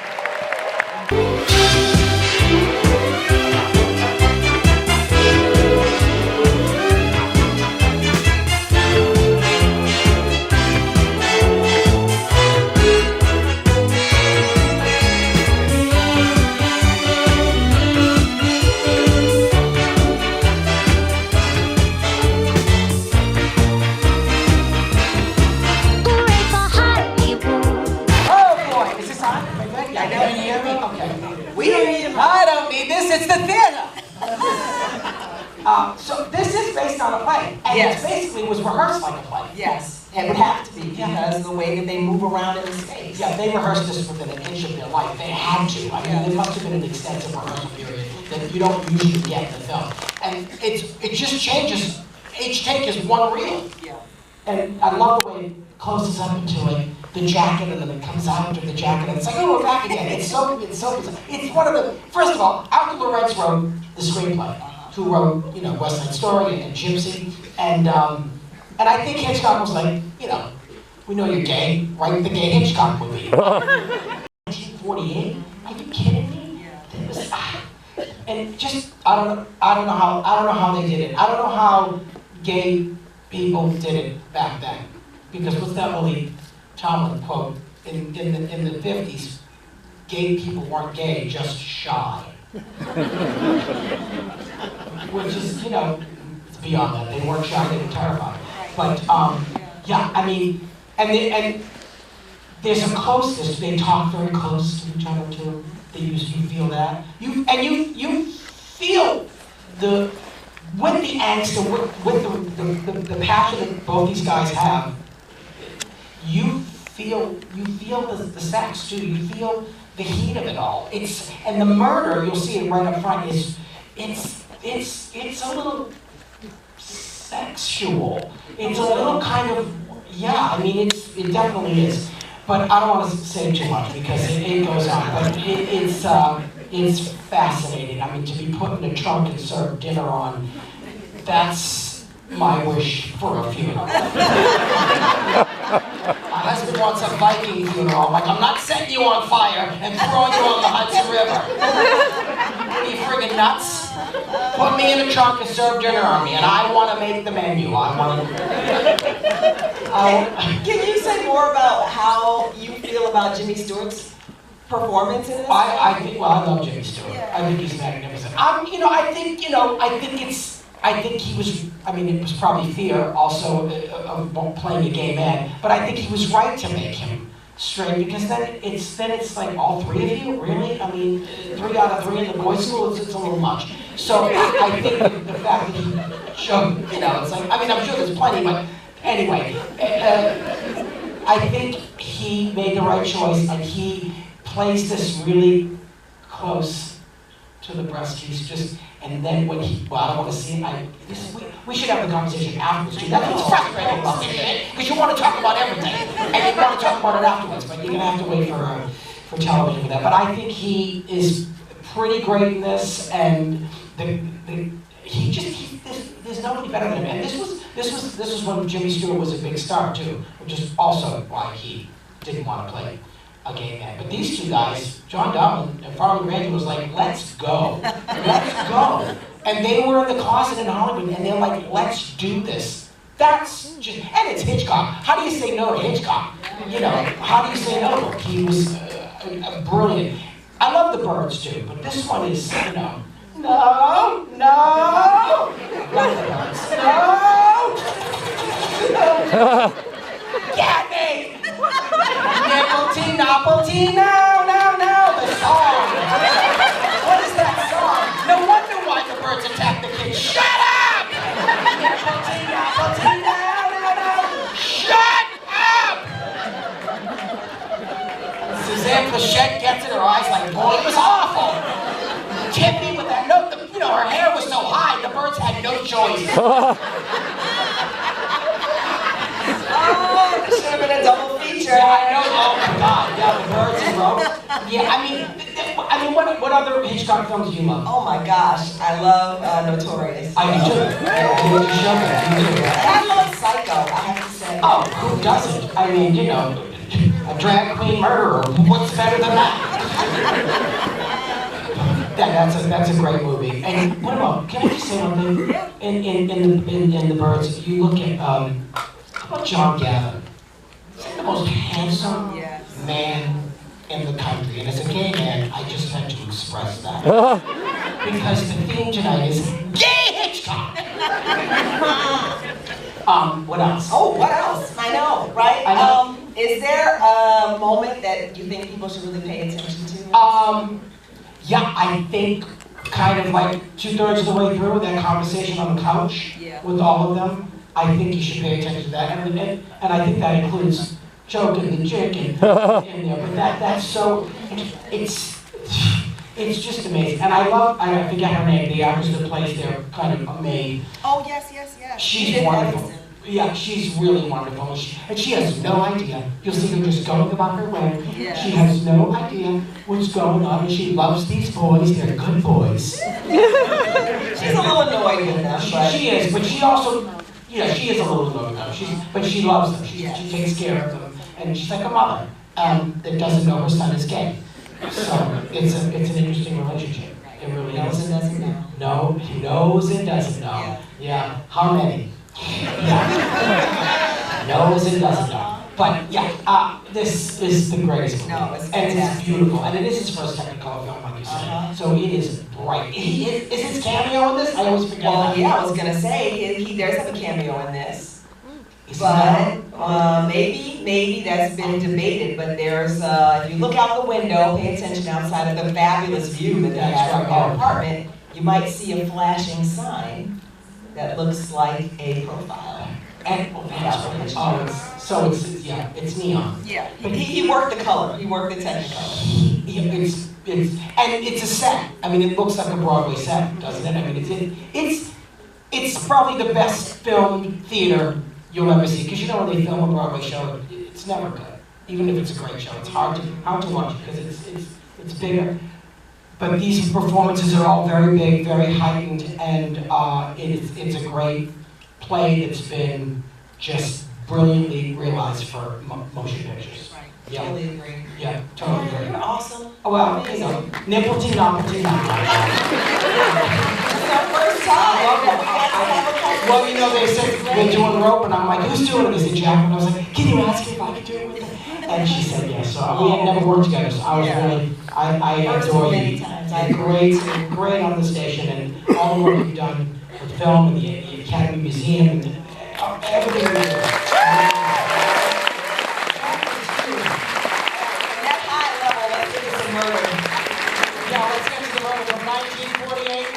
Farley Granger, John Dahl, Jimmy Stewart star in Hitchcock's Rope. Hooray for Hollywood! It's hooey bally hooey Hollywood, where any office for your young mechanic can be a panic with just a good-looking plan. And any barmaid can be a star maid if she dances with or without a fan. Hooray for Hollywood! Terrific if you're even good. I met Blake Edwards, the director. Yes. But we just sat and talked, and he didn't really explain anything about the character. He just said, you know, she's this chorus girl, and he asked me if I wanted to do the movie, and you know, I said to him that I had seen Breakfast at Tiffany's, I think, 11 times, and, you know, the Pink Panthers, and Days of Wine and Roses, and I said, I'll do anything for you, anything. And so I went home, and the script was what he said, which was, she was a generic chorus girl, you know, great, but a chorus girl. So I thought, what can I do to make her normal? So I came up with this whole history for her, which was that she lived in a family of like 12, so she had to shout all the time to get heard. For real. And then that she lived in the Lower East Side, and that's where that accent came from. And that she worked in a place like Woolworths. For those of you who are too young, this crowd knows Woolworths. Yes, and she wanted to be a movie star, and so she would look through all these movie magazines all the time, and she focused on Jean Harlow. So I copied all the makeup. I copied the little heart-shaped beauty mark that Jean Harlow had, and that's how she came to be. And I called Blake, but he was in London, which is where we shot, and he couldn't come to the phone, so his producer came on the line, and I said, well, look, you know, I'd really like her to be blonde, and I love all these, you know, things that I came up with, and he said, yeah, do it, and he sent his whole makeup and hair people, wig people, and costume people to my house, and in my bedroom, we created this character, Lorna. Yeah. How exciting that you had such a hand in so much about her. It wasn't just written out for you on the page. It was not. I mean, the only thing that was written out was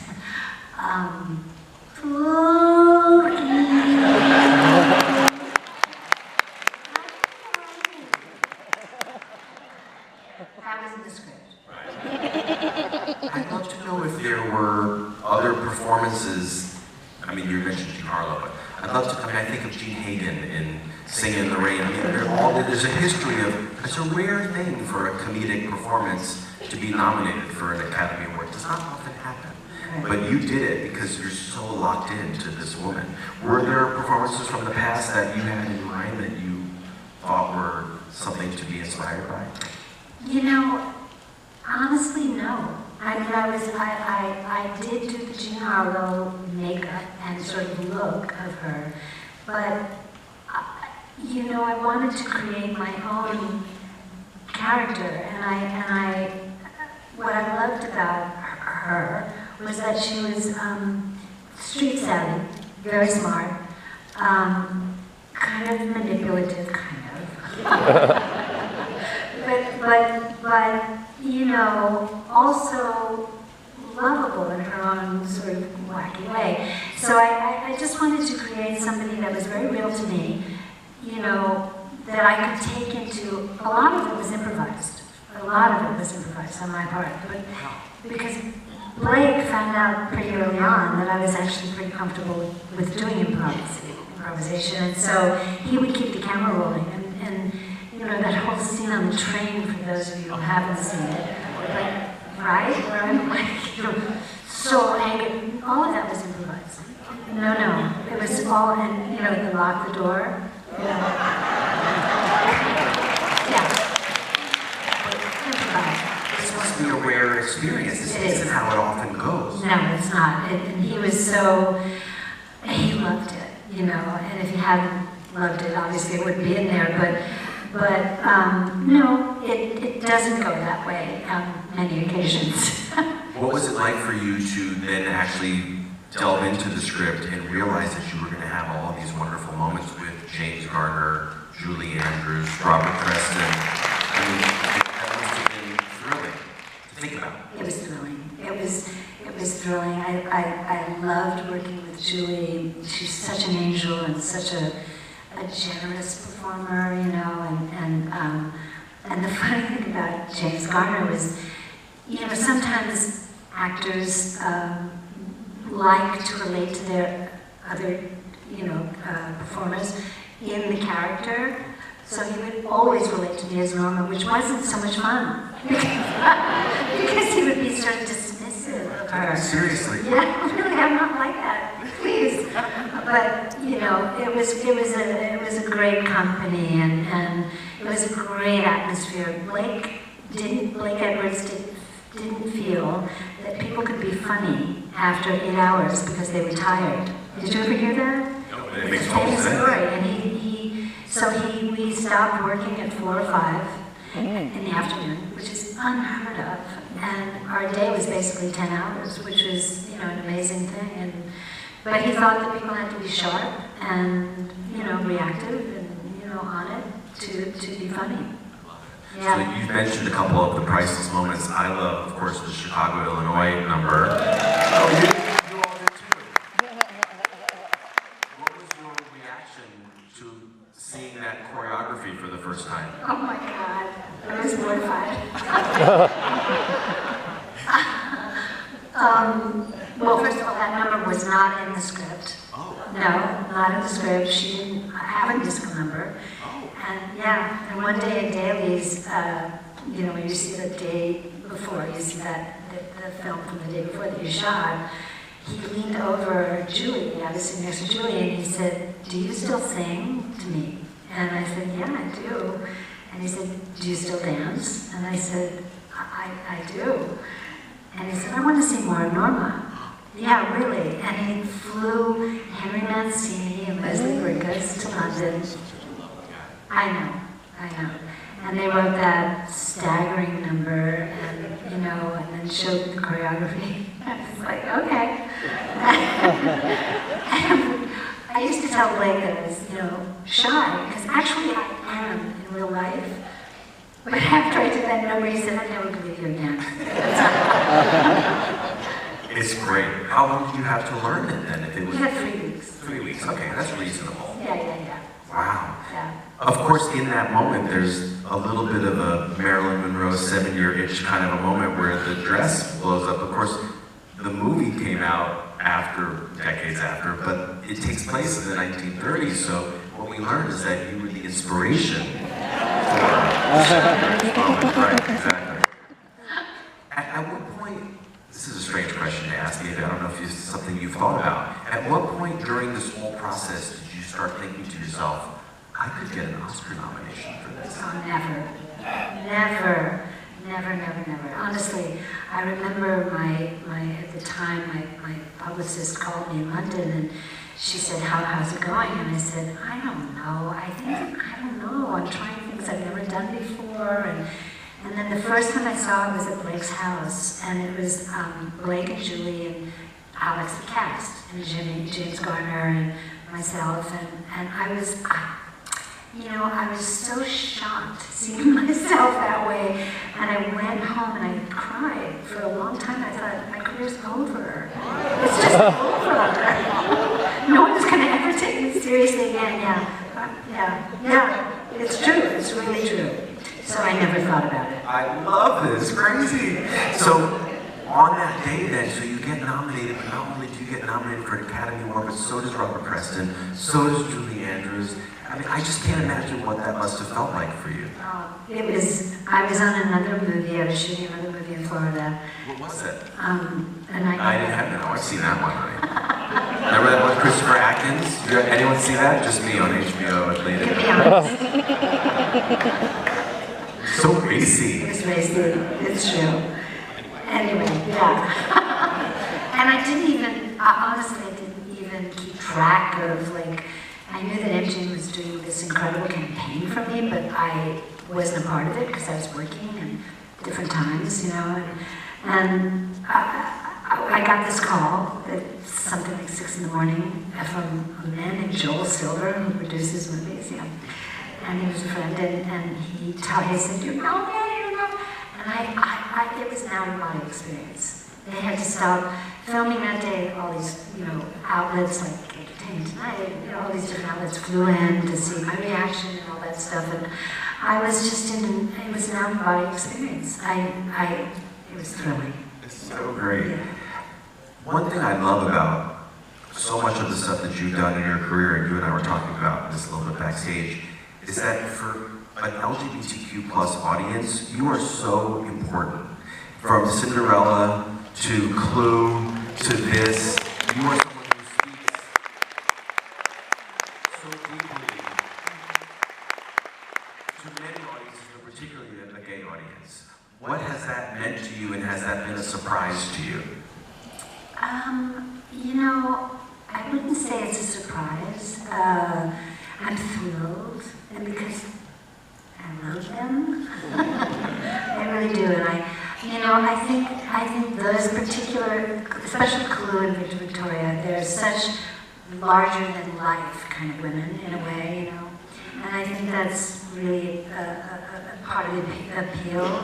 But I was telling you backstage, you know, I have gotten incredible response from many people, but two specific people who happen to be brilliant directors. And they told me that watching Cinderella, and they're both gay men, and they told me that watching Cinderella,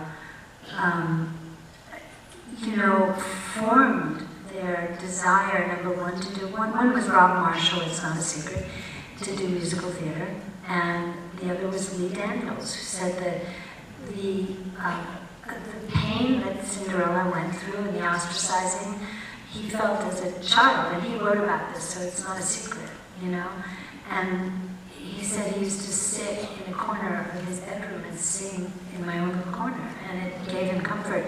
So, I don't know, I think the combination of, you know, whatever I brought of my own experience to those things, and then the fabulousness of those two women. Of you. No, thank you. So the last thing I want to ask before we watch the movie is, how did you then come around on this? Because to hear you say that you watched this movie for the first time and thought your career was over, when did you realize, like, oh, I'm going to be okay? Was it before the Oscar nomination, or was it on that day? It was before the Oscar nomination. I was going to see the premiere of it, of Victoria, at the Schubert Theater, which no longer exists, with my agent at the time, Ron Meyer, and and I heard and saw the reaction of the people in the flesh, in the moment, and I thought, oh, I'm going to be okay. But it was really then. Oh, wow. Yeah. Well, I'm excited for you all to see this on this big, beautiful screen. Lesley and Warren, thank you so much.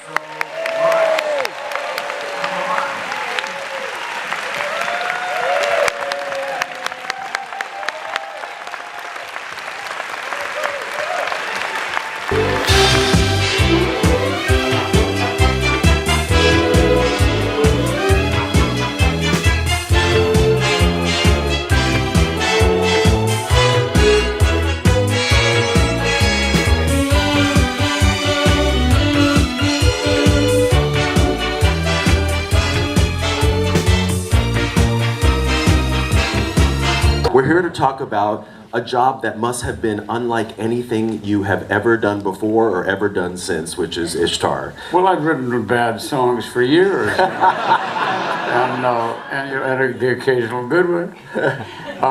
This was the first time that anybody ever said to me, "We'd like you to write these intentionally bad songs." It's kind of an interesting challenge because the fact is, I loved it. The fact that you have two poorly matched songwriters, yeah. that they come from such totally different backgrounds that it's like they're trying to reinvent the wheel, but to really authentically, get in there. And what happens when you're first starting out as a songwriter sometimes is you begin to pay homage to the rhyme. It's like you'll get that first line and you'll go, "Oh my God, telling the truth can be dangerous business. Honest and popular don't go hand in hand." Man, that's pretty good. And it is pretty good.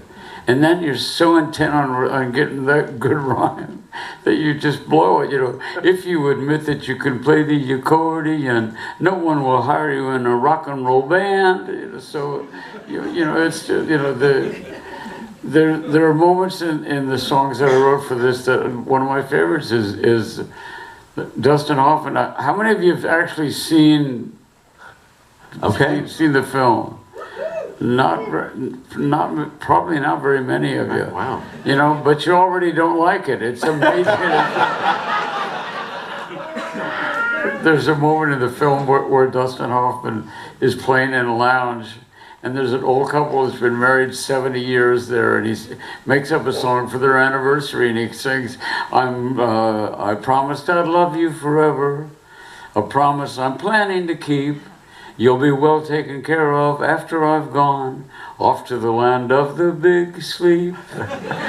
I'm leaving some love in my will because you'll have a big void to fill. It's just like, oh my God, a big void to fill.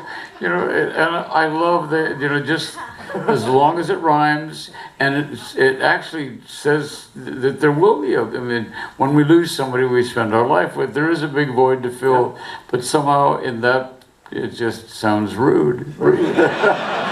So in these cases, you're saying the ends justify the means. If the rhyme is good, as long as you got there. It was a really interesting challenge because, first of all, it was directed by Elaine May, and just. So, what I must be doing something right in my life. Warren Beatty calls and asks me if to come and talk to him about writing songs for this movie that is going to be directed by Elaine May. I'm a construction brat from Bennington, Nebraska.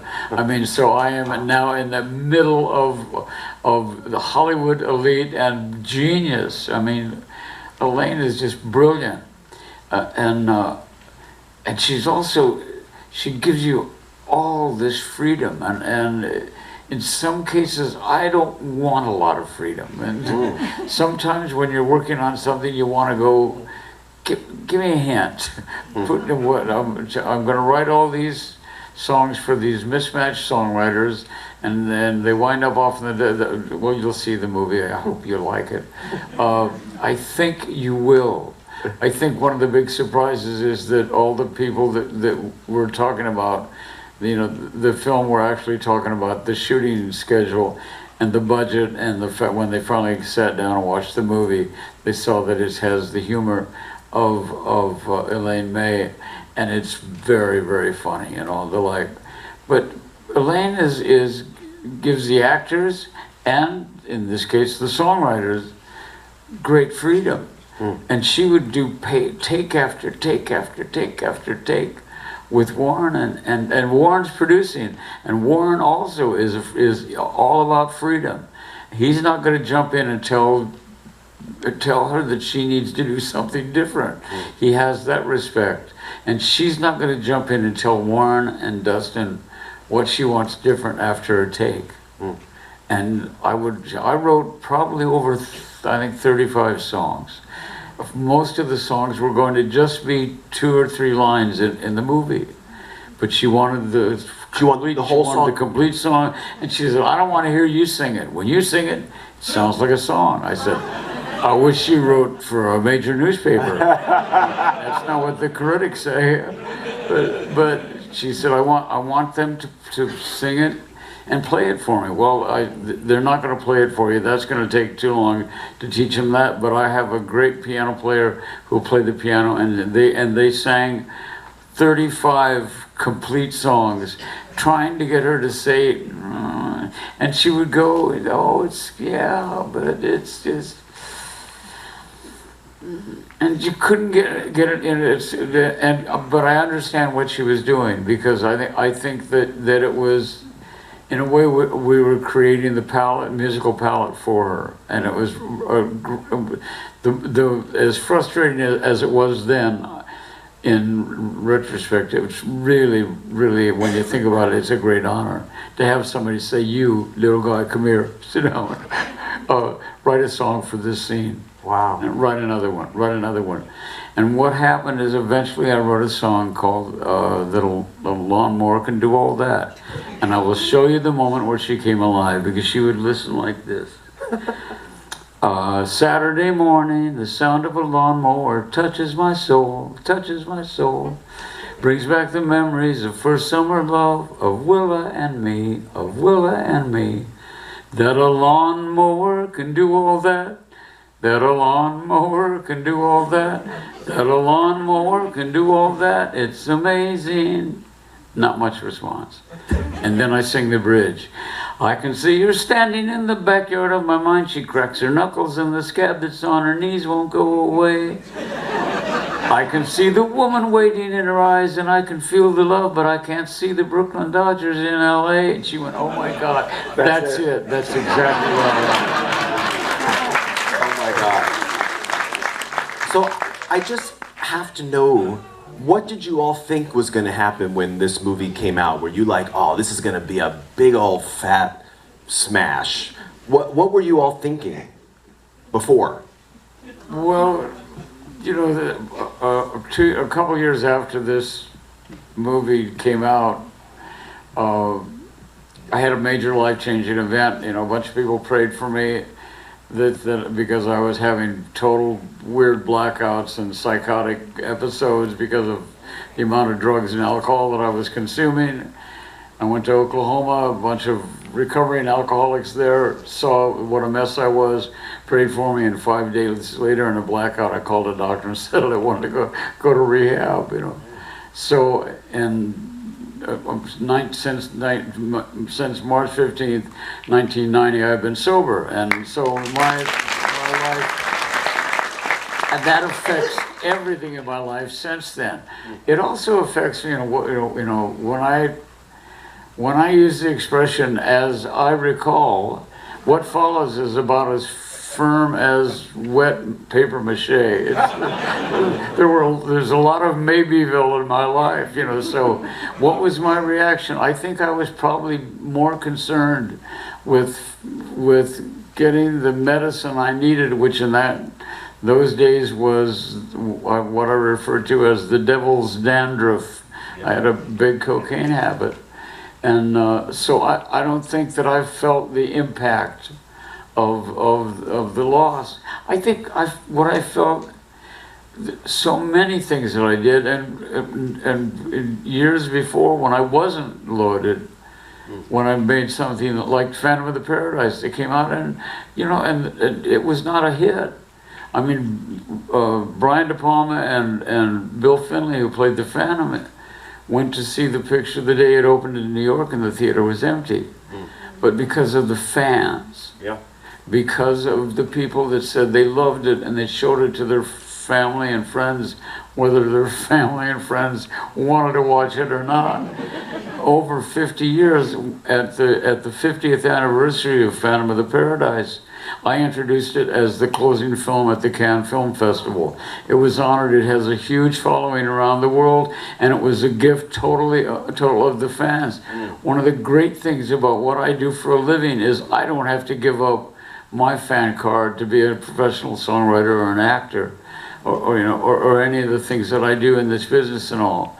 And it allows me to feel what really has been the real gift for me, and that's when something comes out, no matter what the critics say about it, no matter who shows up, eventually if somebody loves it enough to show it to somebody else. And let's just take a moment and think what TCM does for all of us. The fact is that, I mean, what a gift.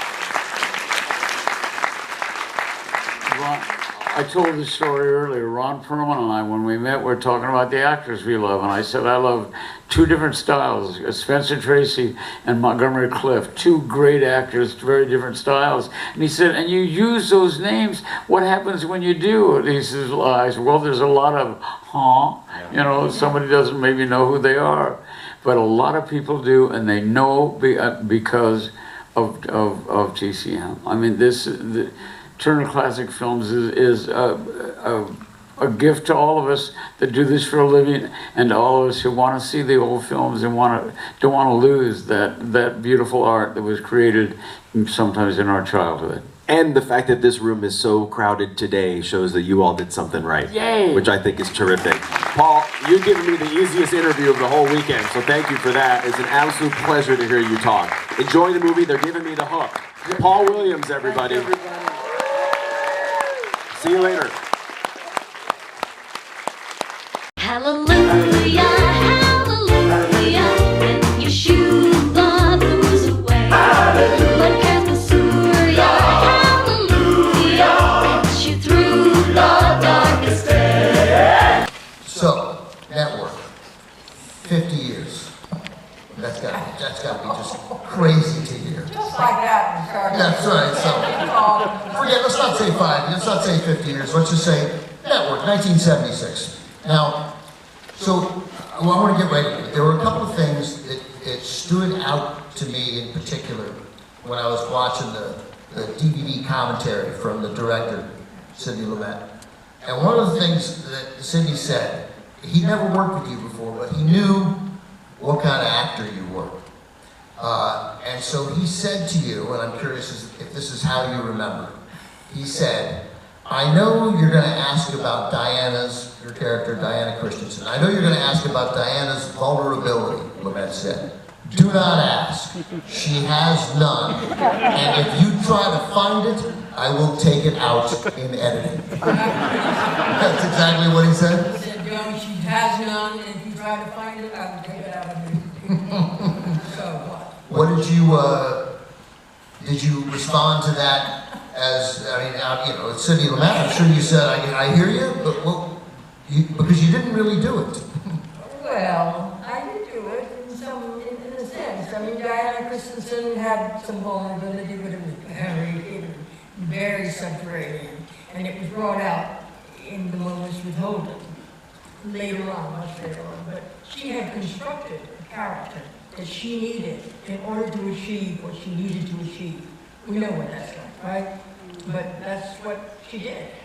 But you referred to it. I got it. Yes, you took it out almost entirely. But in those last scenes, the two most important scenes of the movie to me are when you and Holden meet and when you and Holden unmeet.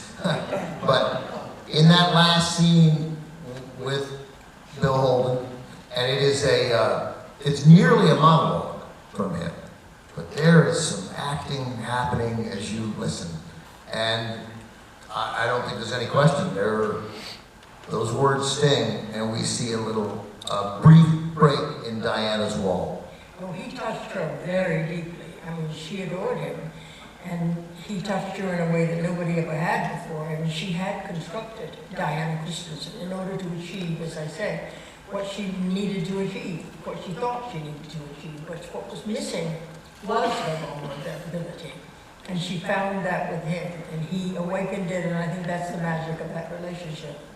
Yeah, and I think that if you don't show that to us in some way, and you do it the way you do it in all the movies that you made that are so sensational, you do it frequently without saying a word, and that is really lovely. What a kind thing to say. Well, it's true when you have enough. There was a line there, you know.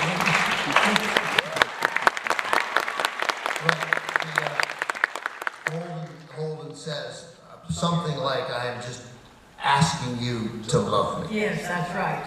And I had a line that was, I don't know how to do that. And I think we did film that at one point.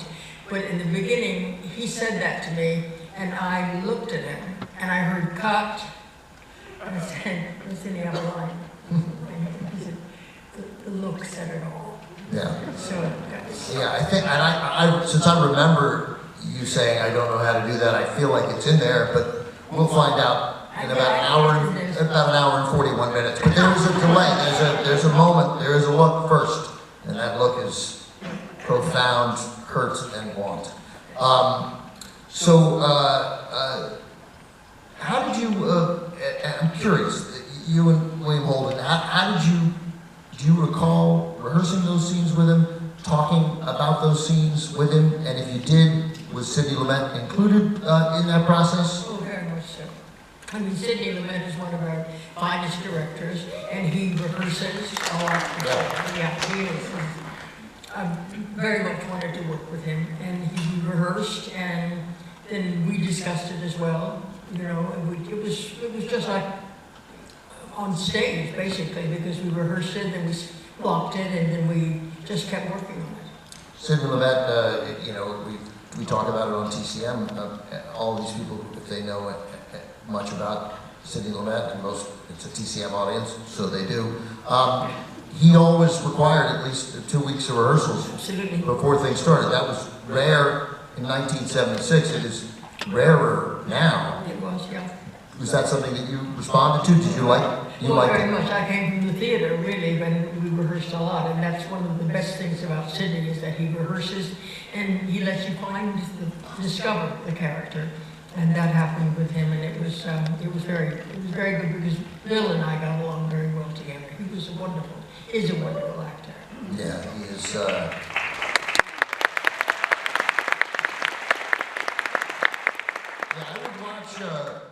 I would watch a 30-minute movie that was just you and William Holden looking at each other. You know, the lines in his face and your eyes, sort of, I think that we know what was going on. So when I introduced you 10 years ago at this festival, you and I had like a 2.5-hour conversation in front of a live audience. And we turned it into a special, and I remember the introduction that I gave. I said the years 1967 to 1976, the greatest 10 years history of American movies, in my opinion, but it's also scientific fact. And some people were, I didn't realize it was science. It's great. Yeah. I said it's no coincidence that in 5 of those movies that really particularly stand out: Bonnie and Clyde, Thomas Crown Affair, Chinatown, 3 Days in the Condor, Network. The leading lady is Faye.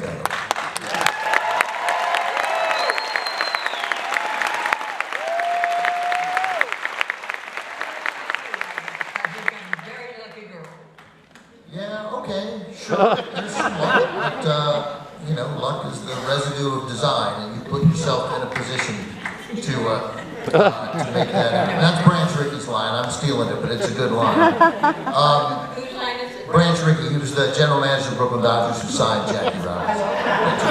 My father taught that to me. So I'm curious, in that era, and obviously your career, you know, you were working in the theater before that, and you worked a ton after 1976, but I'm fascinated by those 10 years, and I want to know what it was like to be a top-tier actress working with other great actors like William Holden, like all the people in this movie.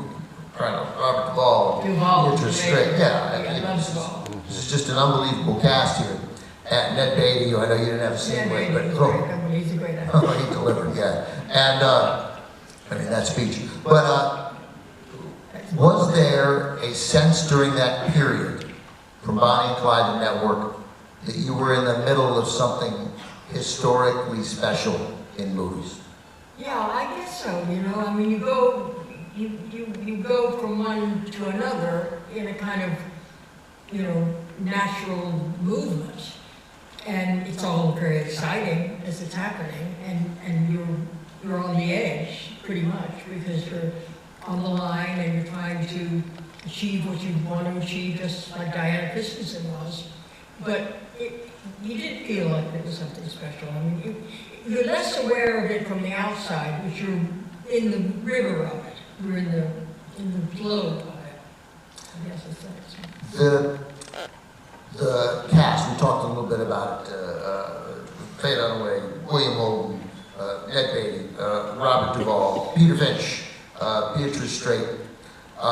She's wonderful. Yeah, won an Oscar for really one scene, 5 minutes on screen. Yeah, shows you what kind of an impact she could have. This, I think I know the answer to this. It has to be true. When you're surrounded by actors that good,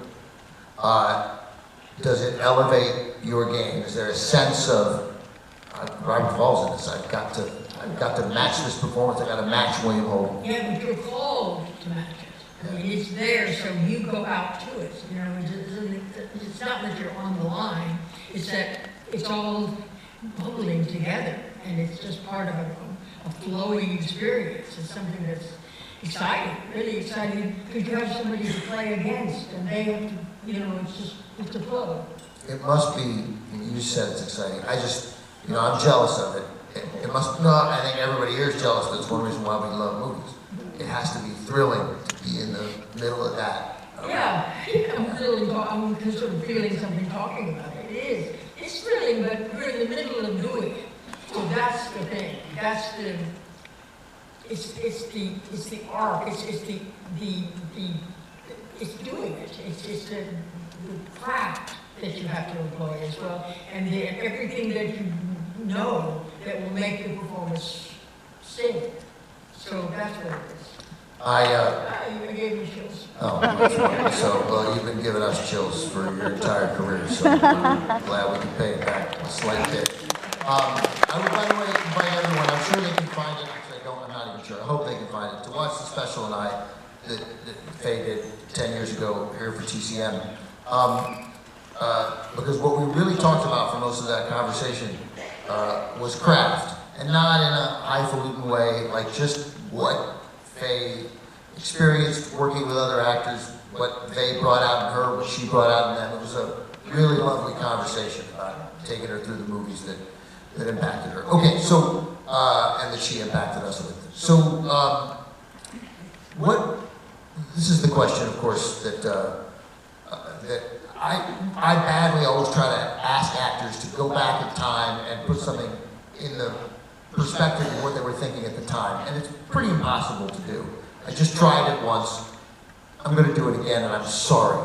But I have to imagine that as an actor, especially coming at the amazing 9 years that you had running up to network, that getting a script written by Patty Chayefsky, like, what's that like the first time you read a Patty Chayefsky script? Well, you know, when you read a great, it's like reading Shakespeare. I mean, you read a great script and you know that it's great, and the characters are amazing, the movement of the script is great, and it's thrilling. It's just thrilling, and you definitely want to do it, and you go to any lengths to do it.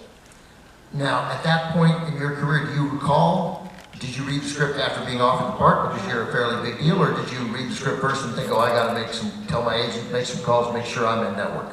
I don't know. I mean, I'm blanking on that. I don't think I read the script first. I think probably normally you have a meeting first and you meet the people, and then we discuss it, and they give you the script, and then you read it, and then if they want you to, and if you feel it, you audition. You read it with them. I'm guessing you weren't auditioning. I don't think I auditioned, but I had the script. Yeah. You just made Chinatown. You're not auditioning. I'm sure that you're being judged, you know. So, all right, so then let's get toward after network. There is a picture that everyone here has seen. It's as famous a Hollywood picture as there is, taken, I think, by Terry O'Neill, correct? Right? Terry O'Neill. Yes, taken at the Beverly Hills Hotel at 6 o'clock in the morning, I think. earlier possibly. I'm sure you got up earlier. The newspapers surrounding you about the Oscar win, and you're sitting outside, and there's your Academy Award. One, it's just a, you know, we overuse the word iconic. That's an iconic picture. He was a great photographer. Great. Father of my son, our son. Who escorted you out here, Diane. But let's go back to winning the Oscar. Let's go back from not 6 a.m., but, you know, the evening before. Okay. You know, you've been nominated before. I just, somehow, winning an Oscar has always got to be the greatest thing. Somehow I feel like winning an Oscar when you've made this seminally important movie makes it even better. But what was your reaction that night to winning? To winning, oh well, to winning the next day in the morning. The winning that night, Oscar night. It was Oscar night. Yeah, when you hear the envelope. Oh yeah, well, there's word on the street usually. There's a sense, and there was some kind of word that it was my time. So, you know, it's there, but will it happen? So it was that kind of feeling. But when it did happen, you know, then I'm up and at them pretty quickly. Does, of course, there's word on the street, and you were the favorite, but we know that can lead to some crushing defeats, and has. They were all pretty good, weren't they? Yeah. No, but I mean, there are other people who've been favored, and then they don't win. That's true, yes. So when you do it, you're very relieved. Yeah. Of those films, it's a mixture that you sort of thought it might happen, and then you were very relieved. We have to show the movie, but I'm gonna give you this is just a wild. I think we need not to have the beeper go off. I can read the clock. So those 5 movies. I won't ask you to pick a favorite movie of your career, but just tell me. I'm so interested in this here. Bonnie and Clyde, Thomas Crown Affair, Chinatown, 3 Days of Condor, Network. What are you most proud of, or is it all the same? You're allowed to have a tie. Kind of all of the above. I mean, Chinatown was special. You know, it had very stylish things. Polanski was fantastic, and Condor was fun. It was a lovely kind of softer movie. What were the others? Network, Thomas Crown Affair. Thomas Crown was great. And with Steve McQueen. And then that little movie you made with Warren Beatty, that Bonnie and Clyde. That was the best, I think, probably. And that's the movie that... Warren was great. He's quite phenomenal. Warren is pretty phenomenal. Good businessman. He knows what he's doing for sure. And that's the movie that put you on the trajectory that ultimately led to Network. Right, that was pretty brave for me. Faye, I can't thank you enough for showing up for us, for coming out and supporting Turner Classic Movies. It's my pleasure. It means a lot to us. It means a lot to them. And we're all fortunate that we get to sit here and see your great work in Network. Faye Dunaway.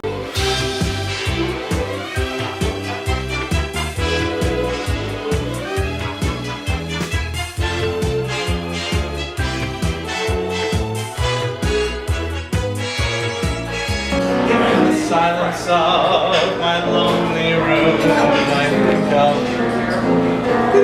day and night, night and day, under the hide of me. There's no such a hungry yearning burning inside of me, and this torment won't be through. You'll let me spend my life making love to you, day and night. Night and just a few minutes.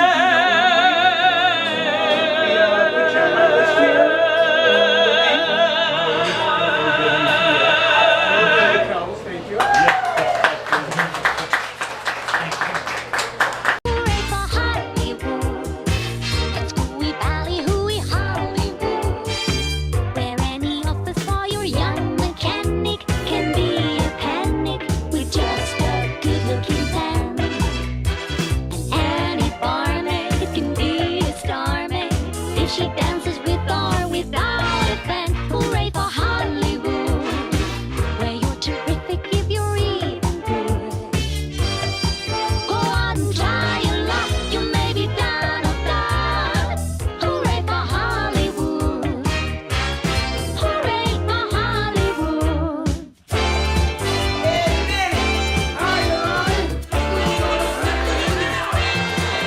Hallelujah, hallelujah, when your shoe blows away. When cast the Surya, hallelujah, gets you through the darkest day. Satan lies awake and creates skies of gray. Shout hallelujah, hallelujah. Barbara Hershey had not seen the tribute video, and she is as unassuming and un-movie star-like in behavior as you would think. And being around her, you feel like you're actually around a movie star, but she doesn't behave that way. And so she saw that video, and she was incredibly moved by it. And then you guys gave her standing ovation, and she just wept. And she just said, this never happened to me. This has never happened to me. And it was just this beautiful moment that we had provided her, but really that you guys provided her. And it's why we do this festival, because it was a moment for you to experience with her, and it was shared, and it was beautiful, and I thank you. And we're not indebted to what he did. So a happy birthday and a toast to Robert Osborne, and a toast to all of you. Thank you, thank you, thank you. Have a great night, and we'll see you next year.